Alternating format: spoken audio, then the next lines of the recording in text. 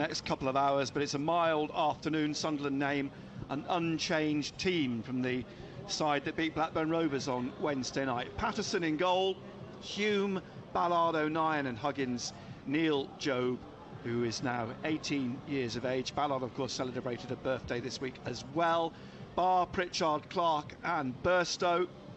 The bench is Bishop, Aushish, Hemir, Silt, Triantis, Rigg, Roberts, Taylor and Nazarite Rusin is also on the bench this afternoon for Sunderland.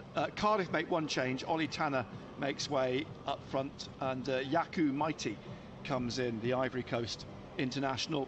Jack Hannock in goal, a familiar name to you, was here many years ago. The back four, Purian G, Dimitrios Goutas, Mark McGuinness, Jamilu Collins. The middle, Ryan Wintle, Joe Rawls, Manodis Siopis, and now then Yaku Mighty, Ike or Ike Ugbo, and Carlan Grant, two loanees. Ugbo on loan from Troyes and Carlan Grant on loan from West Bromwich Albion. Permanent here is Gary Bennett. Here he is alongside me. Not on loan. Not on loan. 20 years. It's a long loan. It is indeed. Good afternoon. All good? Yes. Looking forward to this game. Should be a good game. And you look at Cardiff, the last two games, good wins. They're on a little bit of a run, especially winning the derby game against Swansea, giving them a lot of confidence, and beating Coventry in midweek. Well, looking back at their last 6 games, really, one of them in the League Cup, but considering that Leicester are in the top 2, top 3, they lost at Leicester 2-1. They beat Sheffield Wednesday 2-1 at home. They're through to the next round of the League Cup. They play Blackburn, ironically, after a 3-1 win at Birmingham, who are doing well this season. They lost at Ipswich now, who isn't losing at Ipswich these days, 3-2. And as you say, the win over Swansea and a win in midweek over Coventry City. It appeared then Aaron Ramsey didn't play. There was thought that Aaron Ramsey might come back in today. He doesn't. The experienced midfielder who's obviously got a big part to play, I think, for Cardiff this season. Already scored 4 goals for them in the games that he has played this season. But as you say, you know, this is not the same Cardiff team we were watching last season. They've taken leaps and bounds since Errol Bullitt came in this summer. Yeah, it's a team. Again, you look at this game and Sunderland on the back of 3 wins, can they make it 4? That is the big question. But the way Sunderland are playing, they're playing with a lot of confidence. And again, for me, if we can keep doing what we are doing week in, week out, and I'm talking about individual players. You know, your Jack Clark, I would say the last 2 or 3 games he's been unplayable. He's going to cause problems. You know, when the likes of Patrick Roberts can't get in the team, it just shows you how well Sunderland are playing, and that's great for us. You know, long may it continue. I mean, that's something I put to Tony Mowbray, well, here in the interview before. Hello, Jeff. How are you doing, mate? Welcome. On Radio Newcastle. And just to remind you, because Newcastle this afternoon, so there's a sort of overlap of the 2 games. Whilst we're on FM, DAB and Freeview at the moment, after half-time we will be on DAB and Freeview 719. So bear that in mind at half-time. Newcastle Sheffield United will be on FM this afternoon. They build up to kick off from the half-time interval up to 4:30 kick-off. But going back to that point about Roberts, something I put to Tony Mowbray as well, it's a statement really that this team's progression, isn't it? That last season Roberts would have been first name on the team sheet. You can now see earlier today, they can afford to keep him on the bench. He's got to be patient. City, that's what he's got to do. But saying that, you know, the likes of Barr is the player who's keeping him out, and you've got to say that Barr is starting to develop. You know, obviously it's going to take time. You know, you're talking about a player who's come to a new league. It's a new league. We're not having the best of times, really. New experience, and he's developing well as a player. Come on Sunday FC, says Jeff. Absolutely. And up front, Burstow, he's been getting a fair amount of criticism, probably unfairly. Yes. From who? From fans on saying that he's not up to it. Now, what do you mean he's not up to it? Well, you know what I mean. He's, you know, the point is though, he's young. He's, you know, this is the first time he's played at this level. He's only had a couple of games. When you sit down and got to give him a chance, haven't you? Exactly. I can't believe what you just said there, that people are starting to give him, shall we say, that he's not up to it. You know, he's a young lad. You know, it's going to take him time to find his feet. It's the same, you know, we've just spoke about Barr. You know, it's taken him time to find his feet. You know, he's not going to hit the ground running. And like all strikers, you know, they're judged on goals. And that's what it is. Because he hasn't scored, all of a sudden, oh, he's struggling. You know, give the lad time. What I've seen of him, I like what I see of him. He's got good movement. You know, his retention of the ball's good. You mentioned Barr. Last season in this fixture, Barr was played in central midfield. Do you remember Tony Mowbray made a couple of changes and it didn't work out? Cardiff won the game. And he's all over the place, yeah, they were. They're all over the place. And Tony Mowbray admitted afterwards, yes, he'd made a mistake. He got it wrong. But that's another indictment of the progression that Barr's made, isn't it? Well, it is. And again, from Tony Mowbray as a coach, what he's been able to do, he's been able to work with the team. He's had that extra, shall we say, extra year with the team. He's getting on understanding of what they can do and what they can't do. And, you know, we're talking about Barr. You know, Tony Mowbray. There's the league tables there. Leicester City, day in, day out. He knows what he can do and what he can't do. That's why he's in the team. Hull, you know, and you know, we talk about Luke 09, you talk about Ballard, and people at the start of the season were saying, oh, we've got to keep Danny Batth. You know, but obviously Tony Mowbray has seen him day in, day out. He looked at the partnership. You know, it's just the same as Trey Hume.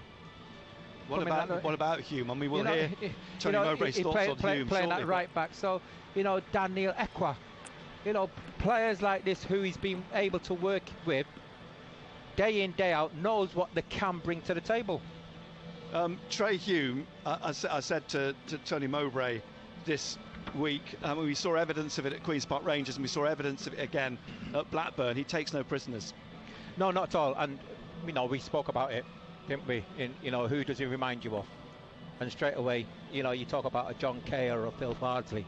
And that's what Sunderland supporters relate themselves to. They like somebody who, you know, would put the foot in, you know, give 100%. You know, and it might not be gifted, talented. Bennett.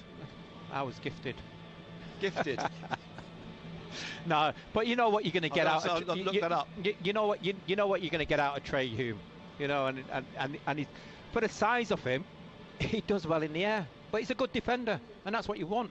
You know, Ballard, fantastic defender. You know, Luke 09, and that's what he's doing. You know, Huggins is coming on this left-hand side, done well. Dan Ballard, one thing about Sunderland, again, you know that we will create opportunities. We will, you know, get chances. It's just at the other end, if we can keep clean sheets, you're thinking that we'll go on and win games. You always love it when Marlon Romeo's in the team, don't you? Marlon He's on the bench today for Cardiff. There's no Juliet, is there? There isn't. I don't know, not as yet. I haven't yet. Looked at it in extensive detail, but I suspect not, actually. But anyway, yet. Unchanged Sunderland, one change for Cardiff City, and Rusin is on the bench for Sunderland this afternoon. Sunderland's club historian Rob Mason's joined us as well. Afternoon, Rob. Good afternoon. Tricky game yet another name to add to your roster of new players. Rusin. I don't know how much. Indeed, yes. Let's see if he comes off the bench this afternoon and gets a debut. I think everybody's keen to see him, although on the other hand, from Tony Mowbray's comments in the week, I don't think we're necessarily expecting him to feature, but he's certainly get involved as one of the 9 subs this afternoon. And let's hope we don't need him. Let's hope we don't need a goal and we're not slinging him on just as a bit of a wild card. It would be nice if we were 2 or 3-0 up and you could sort of, you know, blood him in those sort of circumstances, but that's not me being overconfident, mentioning the possibility of being 2 or 3-0 up, because I think after winning the last 3 games, a lot of people think we've just got to turn up here this afternoon and win. That's not the case. It's got banana skin written all over it for me. Cardiff came here last year, won and deservedly won. Cardiff played very well on what was an off day for us.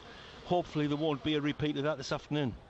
Indeed, yes, we just mentioned that. I mean, Tony admitted we'll last season he got it wrong with the team selection. I don't think you can argue he's got it wrong again today. Really Pritchard starting games, rightly so, because the guy is talented, and you know he had such a big part to play on paper the other night. It's a strange, you know, that whole January transfer window issue where he said he wouldn't start and wouldn't play. In a team full of young lads, and the effort he puts in, his ability on the ball has never been in question. And I think a lot of last season when Alex Pritchard did play, he was playing without a centre forward. Indeed, sometimes he was the centre forward, albeit a false nine. And I think Pritchard's always a player who's at his best when he's got a centre forward to hit. Well, he has got a centre forward to hit at the moment in young Burstow up front. And we saw, as we've seen in numerous recent games, Alex Pritchard's ability to pick a man out with a cross is first class. His ability to see passes, astute, clever passes, is first class. This is why, you know, in the past he's twice gone for very big fees. I know we got him without paying a very big fee, but you can see the quality that caused Norwich City and Huddersfield to pay seriously big money for him in the past. Gary's a Cardiff legend, of course, still. I mean, this was acknowledged by Rob Phillips, BBC Radio Wales sports correspondent, on Friday night. He came on the show, didn't he, and says you're still a legend. You're still a legend in South Wales. Are you surprised? Hold on. Not really, no. You're saying that as though you're in shock. No, not particularly. Nah, as I said, you know, I'm grateful, and I always look out for Cardiff. It says City's more results. about the paucity of the team since you left, obviously. Yeah, well, but yeah, you know, Cardiff City are the ones who give me, shall we say, my debut. And without Cardiff City, I wouldn't be sitting here next to you. You know, I went to Cardiff, I learnt my trade, and it allowed me to get a move to Sunderland.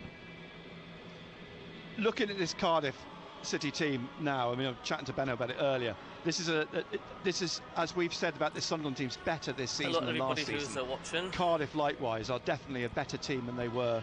Yeah, well, last obviously season. You can't take, you can't. Sorry, Rob. You can't. You mentioned the 3 games on the bounce. It's exceptionally difficult at this level, the championship level, to win 4 on the bounce. Yeah, it's 2007, April 2007, since Sunderland last won 4 games in a row at this particular level. As I think everybody knows this afternoon, Cardiff are coming into the game on back-to-back wins themselves, including what was for them a long overdue win in their derby against Swansea. So Cardiff and their supporters will be full of confidence and full of self-belief this afternoon, and thinking there's no reason why they can't come here, rise to the occasion and take Sunderland on in front of what will undoubtedly be the biggest gate they'll play for in this season, unless they get drawn away to one of the real Premier League big boys in the FA Cup. Certainly be the biggest league gate of the season, and we've got to try and impose ourselves on them. I mean, it would be dreamland. I think we could have such a bright start as we had in the last home game against Southampton. But whether the goals come early on or not, we need to impose ourselves on the game before Cardiff get a chance to do that to us, because I'm absolutely certain that'll be what will be their talk in the dressing room as we speak, Nick. I remember last season, and you'll know this well, Coventry City. There was a lot of talk about Jonathan Panzo. He was on loan there, yeah. and in the summer people were talking about him in glowing terms. Well, he's now at Cardiff City on loan. And you can probably argue the quality of Cardiff has gone up such a degree that Panzer's not even getting in the starting 11. Absolutely. When you see names like that on the bench of a team in the Championship, it shows you something about the squad. And as you mentioned there, they've got the likes of Carlin Grant, who's an excellent player at this level, in their lineup. Yeah, they've got a decent squad. Most teams in the Championship these days do have a decent squad. You look not just the teams who've just come out of the Premier League, where you can look at their lineups and think, goodness me, there's an awful lot of talent there. But yeah, teams even in the lower half of the Championship will have a number of high calibre players, which just adds to the fact that we all know there are no easy games in the Championship. You're up against tough, well organised teams, and Cardiff will be another one of those this afternoon. I think if Sunderland win this afternoon, it'll be an excellent result, and I, for one, certainly don't take it as anything for granted that when I'm driving home tonight, I'm going to be driving home with 3 points more on Sunderland's league tally. Hopefully we will have, because of course we want to close that gap on the teams that were above us in the league at the moment, and as we equally know, there's a very small gap between us and teams something like 10 places below us in the league, because it's very much concertinaed. We're sat here 4th at the moment thinking, oh great, we're 4th, but more than a cursory glance at the league table tells you that could arguably be a false position, but that's because we're paying for losing the first 2 games. Well, however, unluckily, as we speak at this moment in time, we're actually technically 5th. Yeah. Because Hull have beaten Stoke. But Sunderland will go back 4th if they win this afternoon. I've just had to double check something here. I'm doubting myself sometimes. I've looked on the team sheet, and they've got in the Cardiff line Ogbo playing. I'm sure it's Ogbo. I've double checked, and it is Ugbo, not Ogbo. Yes, as is on the team sheet. So I'm reassured. I still don't know how to pronounce this Christian name. Ike, E-K. I'm not sure. We'll try and find out before kick-off from our colleagues. Ike. Ike. You think it's Ike? Yeah. Ike Ugbo. Ike. Yeah, I think so as well. Yeah. Ike. Huh? I thought you had to come out with that. Ike and Tina Turner, yeah, but I'm not sure that's quite justification for proof that his name is Ike and not EK. But we'll go with Ike. Just a reminder, Rob, of course, you've got a book out, What If? There are so many what ifs. That's a book that could be never ending. Absolutely. There's certainly a second volume in it, isn't there? But as and when people see the book What If, it's in a lot of shops now. I think there's a number of shops haven't got it in yet. Including the club shop, although it's reached the club warehouse. It'll hopefully be in the club shop within a day or two, but certainly it's in the big shops in the city centre. It's a book that looks at lots of the what if moments in Sunderland's recent history, and also throughout history going back to the early days. Lots of times when the history of the club could have changed, but for a key decision, but for Coventry City kicking off on time in 1977, for instance. If people have seen the cover, they'll have seen that on the cover of this Sunderland book there's Brian Clough. Well, they might not be too surprised at that, he's in his Sunderland strip, but the other four people on the cover are Jock Stein, Jimmy Hill and Diego Maradona. And the reason those people are on the cover is because Jock Stein came to Sunderland before he was manager of Celtic, hoping to be appointed as manager of Sunderland when he was actually selling a player to Sunderland from Hibs, and we didn't take him up on it. A couple of years later there he was managing Celtic to the European Cup, first British team to win the trophy. Diego Maradona, as a 17-year-old, was scouted by Sunderland to the point that he threatened to retire from football as a 17-year-old if he wasn't allowed to sign for Sunderland, but the military dictatorship in Argentina wouldn't allow him to be transferred. Otherwise, you're talking about some of the young talent we've got here now. Otherwise, a few years ago we'd have had a 17-year-old Diego Maradona playing at Roker Park, and the Jimmy Hill is on the cover alongside Benno. Well, could well have been. Who is the more gifted? Who is the more gifted? Who is the more gifted between Maradona and Gary Bennett? Okay. Are we talking football in terms here? We're talking football. Yeah, we're talking football. Are we talking about handballs? All right.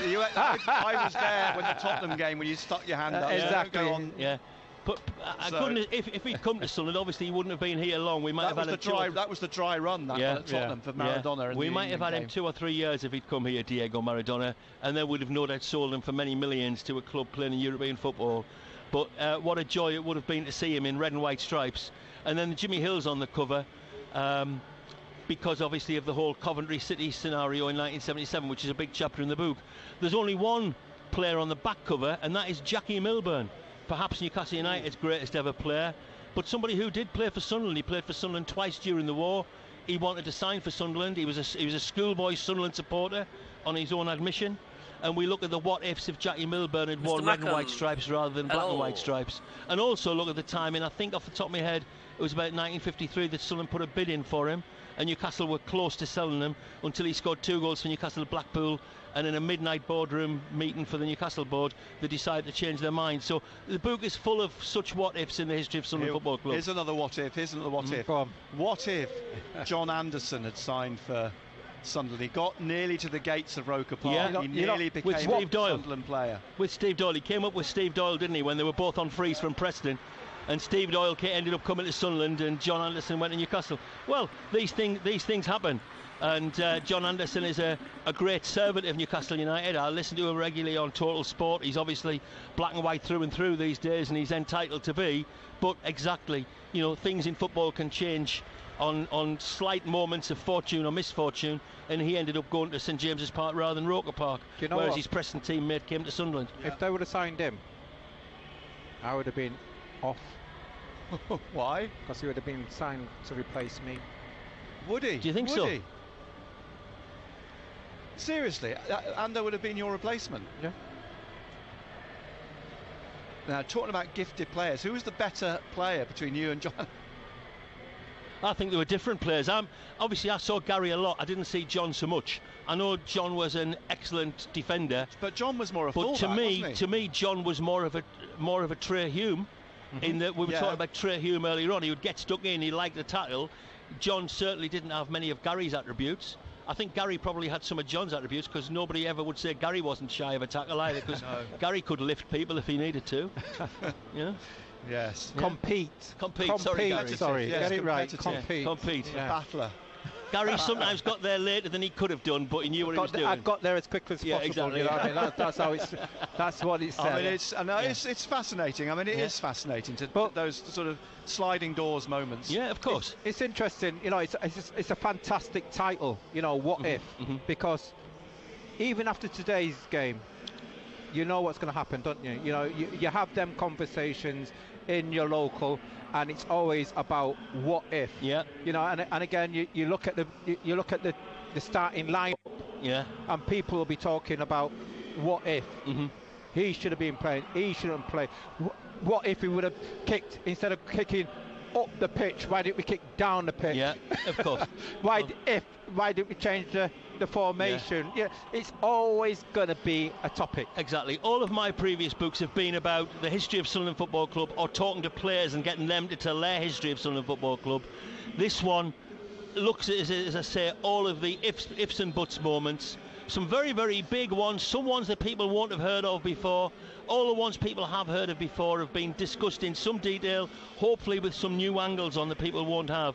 But I hope that when people do see the book and do read the book, it gets them thinking, it gets them talking, and it hopefully sparks a few discussions over a pint or two. And I'd like to think some people will find some things in the book they've never heard of before. Certainly I've revealed one or two things I've not revealed before. No, it's brilliant. It's been a talking point this afternoon, and we could talk about it all afternoon, the what ifs. So, Rob Mason, Sunderland club historian. Cheers. What if you stayed and did the job here this afternoon? Oh, well, goodness help the listeners. They'll need to speak to somebody who's played hundreds of games for Sunderland like Gary, rather than just watched hundreds of games like me. So I'll leave that in Gary's capable hands. But I normally see every game, but because I was at a family funeral on Wednesday, I actually heard your commentary for the full 90 minutes on Wednesday night for the first time in ages. And I thought that the signal would run out on me before I got home.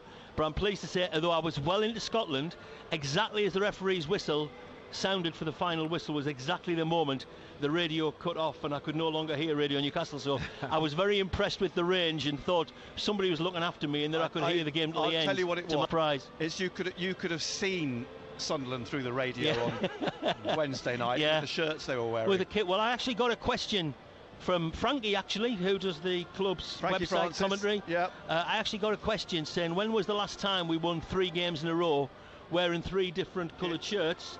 And my good friend Andrew Smithson, who co-wrote the book Kit Kats with me, did all the research on that.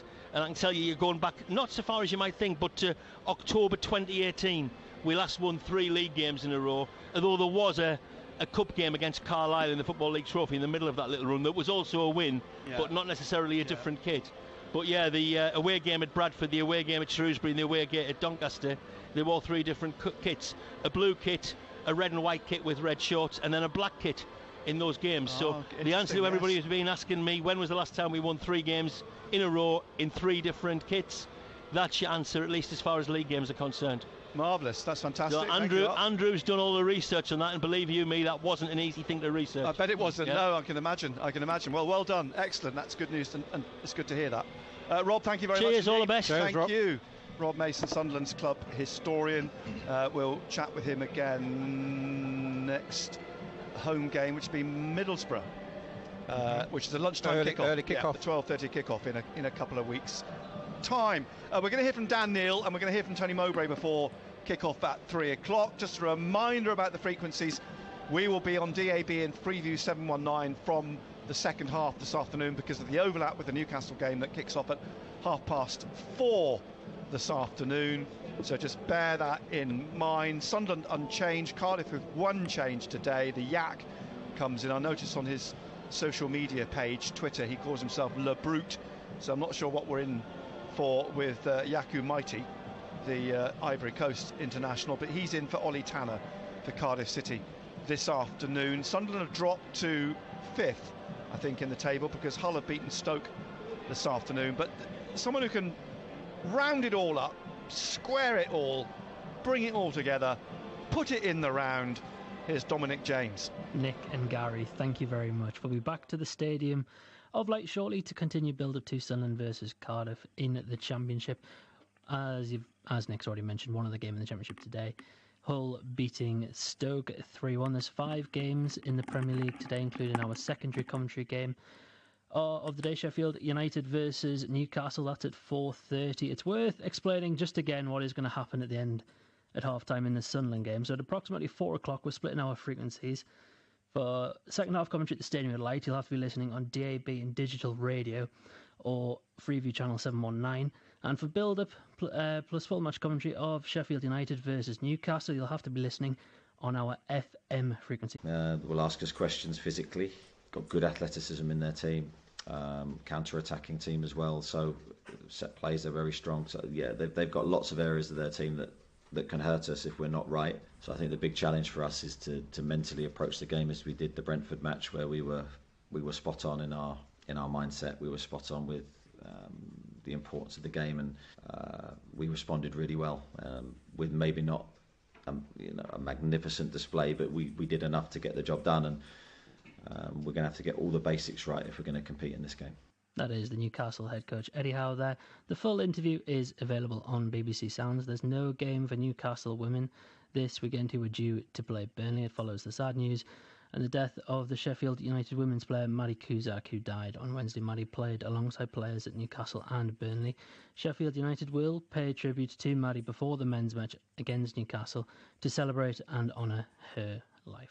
4 other games in the Premier League today, though, kicking off at 2 o'clock in the North London derby.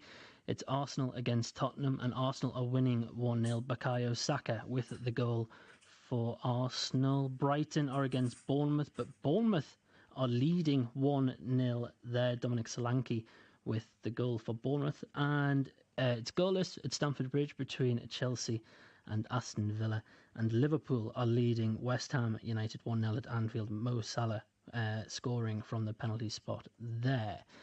Let's just remind you what's happened non-league wise yesterday for our local sides. In the National League, Gateshead beat Maidenhead 3-0. Gateshead up to 4th now and unbeaten in 6th. In National League North, Blythe Spartans lost 3-1 at Croft Park against Alfreton Town. Better news for South Shields, though. They beat Peterborough Sports 4-2, and South Shields now up to 2nd in the table. In the Northern Premier League Premier Division, it finished Bamber Bridge 3, Morpeth Town 3. Morpeth Town, they were leading 3-1 at one point, but Bamber Bridge pulling it back to 3-3 there. In the FA Trophy second round qualifying, Dunstan lost 2-1 away to Nantwich Town. In the Northern Premier League East Division, Concert losing at home 2-0 to Pontefract, 2-0 there. And in the Scottish Cup first round, Berwick Rangers lost 5-1 away to Brora Rangers. And there's no women's games this weekend for Sunderland or Durham because of the international break. Of course, the Stadium of Light played host to England versus Scotland in the Nations League on Friday evening, and the Lionesses winning 2-1 there, and the former Sunderland player Lucy Bronze opened the scoring. Lauren James down the left-hand side. This is Elliman. Bronze is in there. Oh, that's brilliant. Flag stays down. The header from Lucy Bronze. And her manager Serena Wiegman says it was quite fitting for Bronze to open the score sheet. Of course, it's incredible to play in this stadium. It's sold out. The fans are so enthusiastic. It's so exciting for us too, but also the pitch. The pitch was incredible. What a quality. So it was such a joy to play here. And so she loved it, and we really enjoyed her goal. For her, it's really nice, but as a team, we enjoyed it too. Away from football and in rugby union in the World Cup today, Scotland take on Tonga. That's at 4:45 in Pool C. It's Wales versus Australia. That one gets underway at 8 o'clock. Yesterday, though, England thumped Chile 71-0. Henry Ornfield scoring 5 tries, and his head coach Steve Borthwick was full of praise for the winner. He played really well, and I think he took those opportunities. But he's a fantastic finisher, and the message to him is bring his point of difference onto the pitch, back himself, and he certainly did that in those opportunities. I think we have to credit as well is the people playing on the inside who helped create those opportunities. And I thought today you saw a great blend. The team played in a few different ways at different times through that game, led by Owen, and managed through what was a challenging spell at the start of the game. And I think it's important that we credit Chile, who I thought played in a real courageous and committed manner, and the players worked their way through that period and then took their opportunities very well. That is the England head coach Steve Borthwick there, full of praise for Henry Onfield, scoring 5 tries in the game against Chile. Also yesterday, Ireland beat South Africa 13 points to 8. That was in Pool B, and in Pool C it was all square between Georgia and Portugal. 18-all it finished. In the Premiership Cup on Friday, the Newcastle Falcons beat Sale Sharks 23 points to 10 at Kingston Park. In Rugby League, it was the final game of the season for already relegated Newcastle Thunder in the Championship yesterday. They lost 32 points to 18 away to Batley.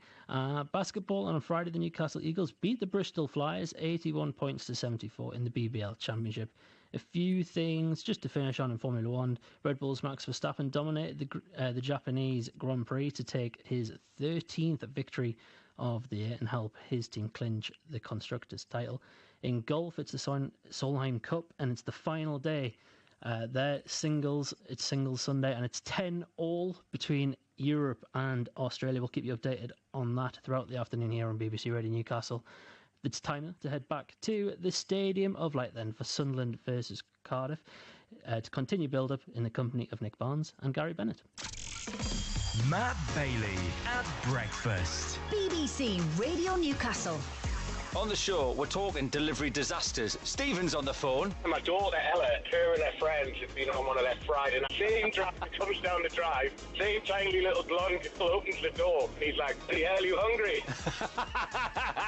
Matt Bailey at breakfast. Weekdays from 6. BBC Radio Newcastle. Total Sport North East. Nick Barnes and Gary Bennett MBE. BBC Radio Newcastle. To come before 3 o'clock, we'll be hearing from head coach Tony Mowbray. But first, let's go back to Wednesday night. That win over Blackburn Rovers, an impressive second half especially. A backs to the wall in the first 20-25 minutes with some very impressive defending. And a goal on the stroke of half-time from Dan Neal. And I caught up with Dan following that 3-1 win. Dan, I actually just said to Jack Clark, poetic justice for his penalty and not getting one last year and getting it this year. He's just said karma, I guess, that these things come round, don't they? Yeah, definitely. I think you just say that you got a little bit lucky with a little slip, but you'll take it. Adds another one to his tally. But tonight was a tough game. You've probably seen a different Sunderland side to what you have from the start of the season in terms of the possession that we're normally keeping all the games. But today you've probably seen a different side of the counter-attacking ability. You had to really get stuck in the first 15-20 minutes. I mean, Dan Ballard, 2 incredible clearances, but it kept you in the game. And such as football, you then go down the other end and get the first goal against the run of play. But as I say, that, as Tony always says, that's football. Yeah, definitely. Dan Ballard was absolutely excellent tonight. And they're a really good team. Let's just sit in for a little bit, hit them on the counter-attack with the pace of Abdullah, Clarkey, Mason, and yeah, we did that tonight. What was your view of their equaliser? Lots of talk about the assistant not being anywhere near up with play, and Benner making the point about all the stewards in their fluorescent yellow jackets standing up behind the goal, and from this angle down pitch side, when you're looking through, that can't help the referee or the officials make decisions. Yeah, to be honest, I didn't really see too much of it. I think I'd cleared the ball, it's dropped to them, and then they put a cross in. I've turned around and he looks like he's offside, whether he is or not, I haven't really seen it back. But at the end of the day, they probably deserved one because they'd missed a good few chances, so we maybe got away with a few. But then we reacted really well and scored, and then we went out at half time, fixed a few things, and came out in the second half a lot better. Lovely finish from you, though. I mean, that set you up, didn't it? As you say, just going in at half-time to be going in at 2-1, just readdress everything and come out for the second half. Yeah, definitely. It's a perfect time to score, straight after they've scored, right before half-time. They were probably getting the better over in the first half. But, that's what the good teams do. When we're not playing as well, I think we've been brilliant in all the games so far this year. This first half was probably the worst half we've had, but we still come in 2-1 up. Still got time to reflect on the first half. We fixed things, and then we won the second half 1-0, 3-1. So I think it's a sign of a good team and a sign of a team that's grown from last year. You've inherited the mantle from Pierre that every time you're on the ball, 25, 30 yards out, the crowd start shouting shoot. So I think 3 or 4 times I'm hoping you do that. But I've just said to Tony afterwards, that's the first time since he was head coach that you've won 3 on the bounce. And that, in a way, just shows that this team is a step up from last season, because I think everyone felt that this was a tougher division this year. Yeah, definitely. And if you look at it on paper, it probably is a tougher division. But we've also had an extra year of experience in the Championship as a young squad. And you know, we're looking forward to every game. You know, the 3 games on the bounce. You know, I actually said on the pitch before the game, like, did we win many 2 on the bounce last year? Never mind 3 on the bounce. And we couldn't really think of too many. It was almost win, draw, win. And you know, we never really got that run of wins. And if you want to be at the top end of the table, we need to keep capitalising on this momentum and not let it drop and not get complacent. But I'm sure we will. You know, we've got a very young, hungry group in there, and we're going to keep our feet grounded and go to 4th one in a row. Well, it's not just win. It's 5 goals, 3 goals, 3 goals. I mean, there's goals in this team. And you go into a game now, and it's the exception is that you sit there and think you will not come away having not scored in this game. Yeah, we say that every week. We say the gaffer says all the time, if our most talented players at the top end of the pitch work the hardest, we'll have no problems, because we're always good for a goal. I've probably jinxed it now, but normally we're always good for a goal. And if we can keep our defensive structure and stick with the game plan and do that well, I think, like I said, we're always good for a goal. And you know, we need to have that solid base at the back to allow the attacking players to go win the game for us. And we've did that this season. We've scored a lot of goals and must have one of the best defensive records in the league, I would imagine. Total Sport North East. On the station with Newcastle and Sunderland commentary exclusively live. BBC Radio Newcastle. We'll hear from Tony Mowbray in just a moment. Latest scores in the Premier League. Arsenal 1, Tottenham 0 in the 40th minute. Brighton 0, Bournemouth 1, the 38th minute. Chelsea 0, Aston Villa 0. That's the 37th minute there. And Liverpool lead West Ham 1-0 in the 37th minute. Sheffield United Newcastle, of course, that's 4:30. Reminder about those frequency changes at half-time will be on DAB and 3View 719. In the Championship, of course, Stoke lost at home to Hull 3-1, which means that the table, the Championship table, slightly changed. Hull go to 4th, Sunderland drop to 5th. They're above Leeds on goals difference, 8 goals difference to Sunderland as opposed to Leeds 6. But Hull 2 points ahead of Sunderland, so if Sunderland win this afternoon, they go back up to 4th and 16 points, 4 points that is behind 3rd place Preston, and that would be 5 points behind the top 2. So it's opened up already at the start of the season after 8 games. There's almost a top 3 breakaway, which is unusual because that didn't happen last year. No, it didn't happen last year, but you look at the teams who are up there, Nick, and the first thing you're going to be asked, have they got the squad?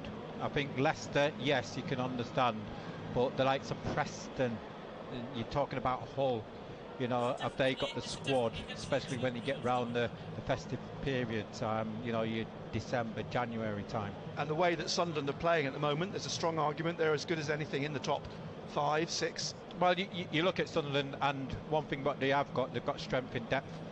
You know, we're talking about strikers. We've got 3 or 4 strikers now. You know, you look at competition. There's competition for places right throughout the team. Right, we're 15 minutes or so away from kickoff here at the Stadium of Light, an unchanged Sunderland team, which meant there's a couple of players that may have made it at the weekend for this game, but haven't. Let's hear from the Sunderland head coach, Tony Mowbray. Where are we with Pierre and Bradley? Any chance of Bradley? Probably not Pierre. I don't think so. I don't think it'd be worth the risk. I think, you know, as I said earlier in the week, Bradley is. I think he probably could play, but we don't.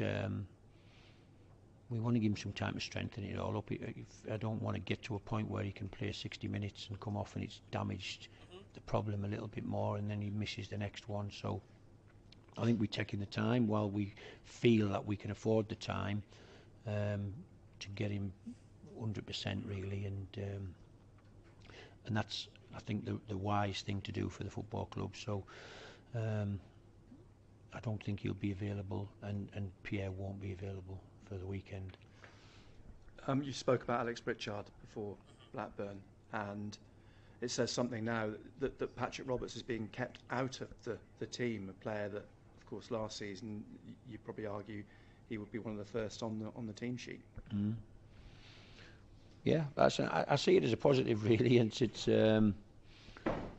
I think I've said in the past, you know, I've said to people, you know, I must be mad. How can you pick a team without Patrick Roberts, who's just an amazing footballer, who can really damage teams in this league and be so creative.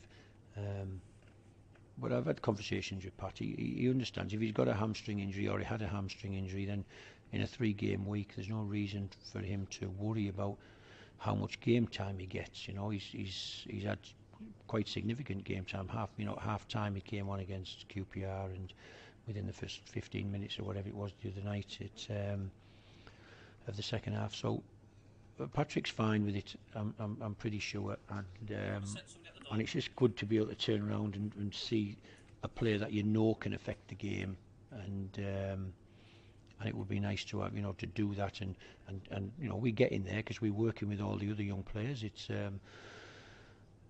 that you turn round and everybody you feel as if can affect the football match that you put on, and give somebody a break on the pitch, and the team doesn't weaken, it actually remains as strong as it is. So Patrick understands the situation, and it's not going to be long, and he's going to be back starting, and somebody else, you know, whoever that is, because I like the flexibility of Patrick Roberts, that he can play out wide right, but he can also play 10 like he did when he came on the pitch the other night, and give us a level of control again that allowed us to finish the game off, really.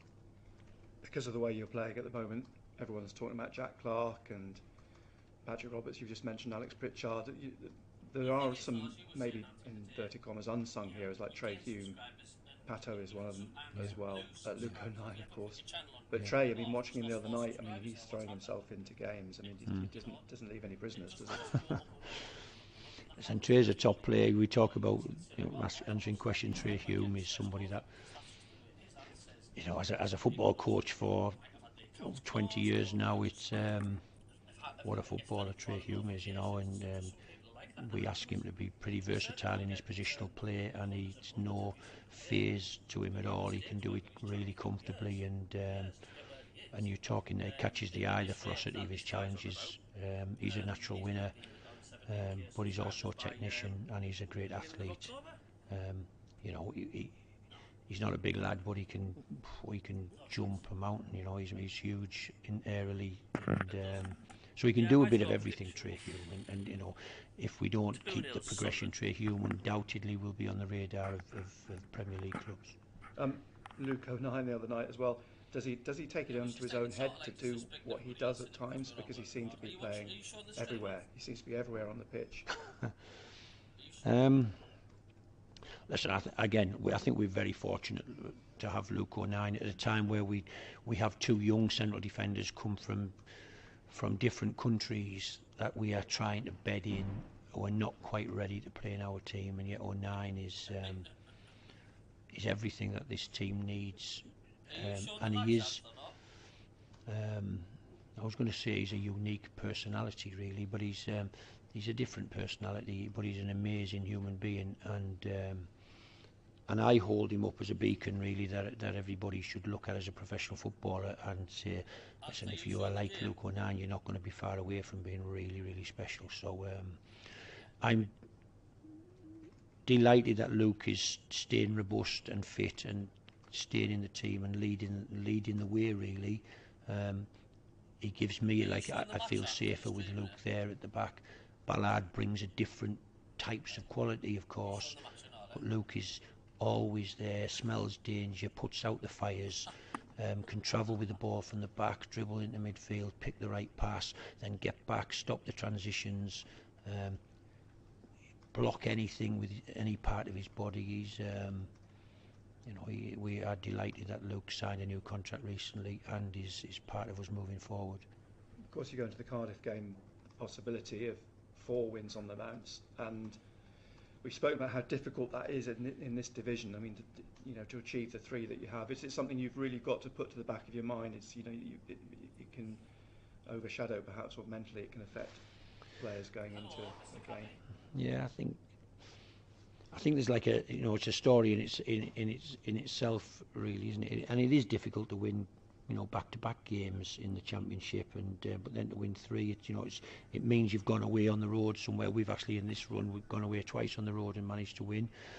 Can we back it up with a win at home again?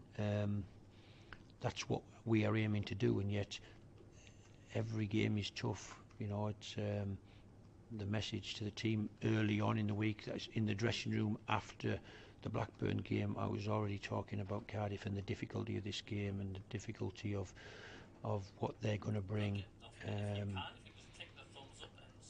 We have to be ready. We have to play it like a cup final. The fans have to get wrapped up in the game, and we collectively together we have to try and get another 3 points and keep rolling on. Are they a bit of an unknown to you, because they obviously struggled last season? They've changed the coach. They've got presumably a coach that's unknown to you because he's come from Turkey, and they have now seemed to have bucked the trend of the last couple of seasons. Yeah, they've signed Aaron Ramsey, of course.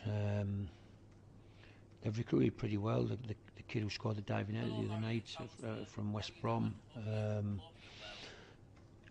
They're all right. They've got a physical threat. The coach has recruited a couple from Turkey who are doing pretty well as well for them, and just because you don't necessarily know them or know their names, then Aaron Ramsey, of course. But, I think that when I watch them, they seem controlled with the ball. They know where they're going. They're not just fighting like some teams, in the past have been big and strong and direct and got it in and played for free kicks and got it forward in your box.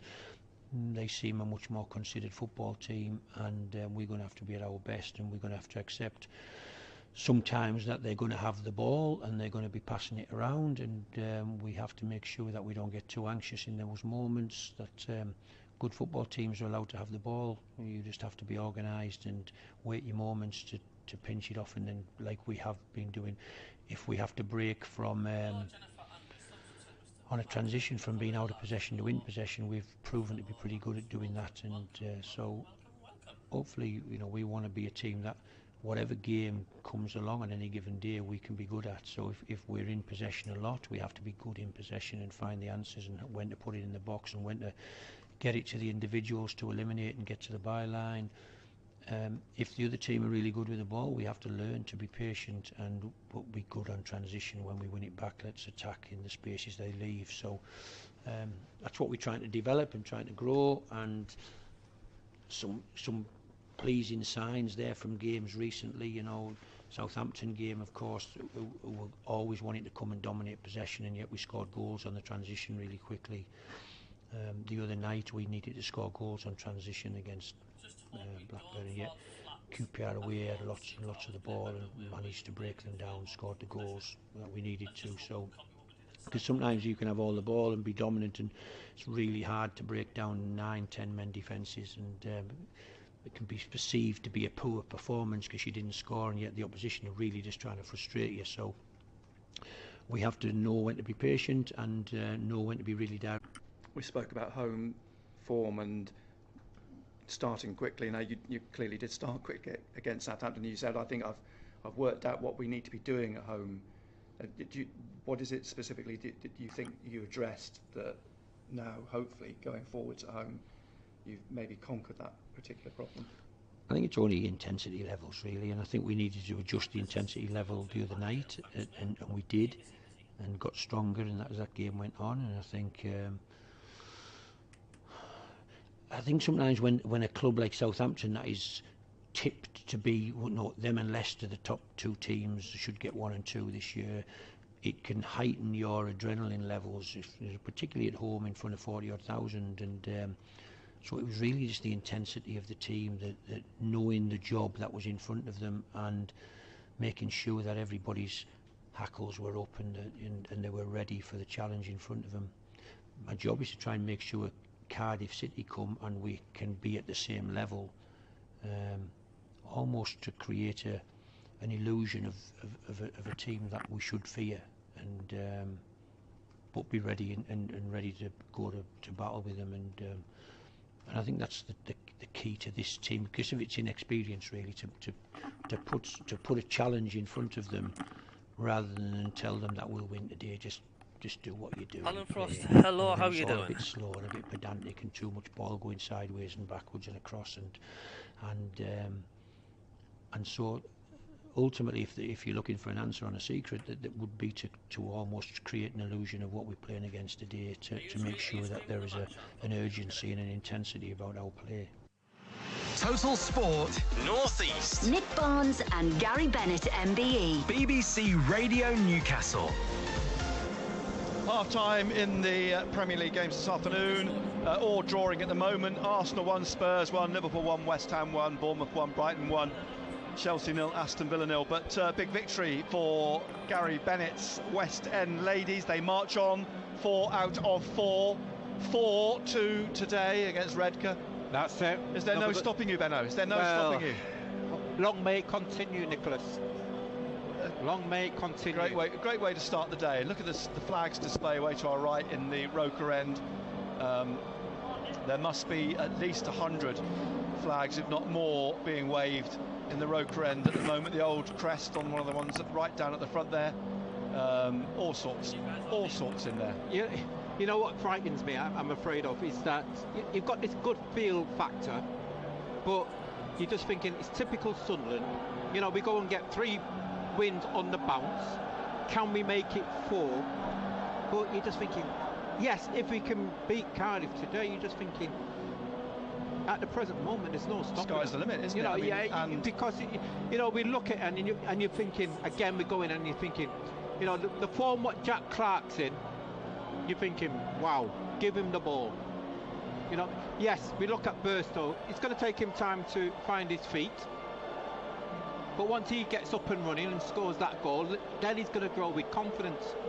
Interesting what Tony Mowbray was saying at the end of the interview about the start here and building up his team to fear, he's obviously felt that in the past, when teams have been coming here and Sunderland haven't started well, that Sunderland have basically stepped off the gas a bit and thinking, oh, this is okay, we'll just roll these teams over. The psychology now is to try and instill in the team that these are world beaters. So you've got to go out. Cardiff are world beaters. They're the best in the league. You've got to go out there and show them who's boss. Interesting tactic. It worked against Southampton. Yeah, it's working against Southampton. It's working against the teams who are coming to the stadium alive. And I think that's down to the players themselves, because they've got that experience now of the atmosphere of playing at the stadium alive. They know what it's all about. They know how to handle it. And they know that, if they start right, they do good things, the support is right behind them. The start against Southampton, well, it was breathtaking. It's interesting that Southampton then conceded in their next game within the first minute. That Cardiff aren't going to be that sort of team. They play 4-3-3, and they've got a very strong front three in the Yaku Mighty, Ike Ugbo and Carlin Grant. So they've got firepower. They've proved that in the last few games. They've got firepower, but what we keep stressing is that if we can keep a clean sheet, if we can defend the way we can, then at the other end, what we've been seeing is that we have been ruthless. We're scoring goals. Last season where we said we've been creating opportunities, but we've not been able to finish it off. It's true, isn't it? It's true. 5-3-3. So this season, when them opportunities are gone, we can go back to the Southampton game. When it came, Jack Clark took it, and that's giving you confidence, and that's what's happening. We are taking the opportunities which are coming our way, where before we was not, shall we say, ruthless enough in front of goal. You look at the bench now as well. Ashish, Rigg, Roberts, and they now got Roostin on the bench as well. Be interested to see if he gets an opportunity this afternoon. Strength in depth as Stephen Martin, the referee, leads us out today, all in black. His last game, only one game last season in charge of Sunderland. That was here. It was in April against Birmingham, and he sent Dennis Serkinov late in the game. You remember a second yellow card, but Sunderland won the game 2-1, and Stephen Martin is the referee this afternoon as the players line up. Sunderland, as always, wearing their red tracksuit tops over their red and white stripes, black shorts and red socks. and you'll be relieved to know that they're not wearing fluorescent shirts with white numbers. And a lot of people making the point, you know, why we should be able to read that we're professionals. We should. The point I'm making in the week, it's not about us. We've not got a problem with the numbers. We know the players. It's for the whole point of having visible numbers on shirts. It's for the fans as much as anybody. The fans like to know who's out there, who's playing, what. And you know, that was just not the right thing to do. It wasn't the right thing to do, and it just goes to show you how far, you know, football has changed. You know, the days when you used to have 1 to 11, the days when players played in, shall we say, in their positions. You know, if you had number 2, you know that was the right back. But now if you've got number 2 on, it could be the striker. Exactly. Exactly. Well, they're in their own white, and Cardiff gratefully in their blue with big, bold white numbers on their backs. I'll run through the two teams in just a moment. Worth wishing happy birthdays to 2 players. Dan Ballard turned 24 on Friday, and Joe turned 18 yesterday. So happy birthday to Joe Bellingham and happy birthday to Dan Ballard. I wonder if the 2 of them can make it a birthday double with a couple of goals this afternoon. Does that mean that Joe is allowed to have a drink now? Technically, yes. Technically. You say that as though you've seen him drinking before. Now it's legal. Well, he's not a junior anymore now. No, he's not. You know, and you know, as funny as it is, it's just the same as, you know, I went to a talking with him last week, and it was interesting when they talk about who do you room with, and he says, I don't room with anybody because I am still classed as a minor. That's right, yeah, it's true. We forget that, don't we? I mean, let's not forget Chris Riggs still only 16, and here he is on the bench.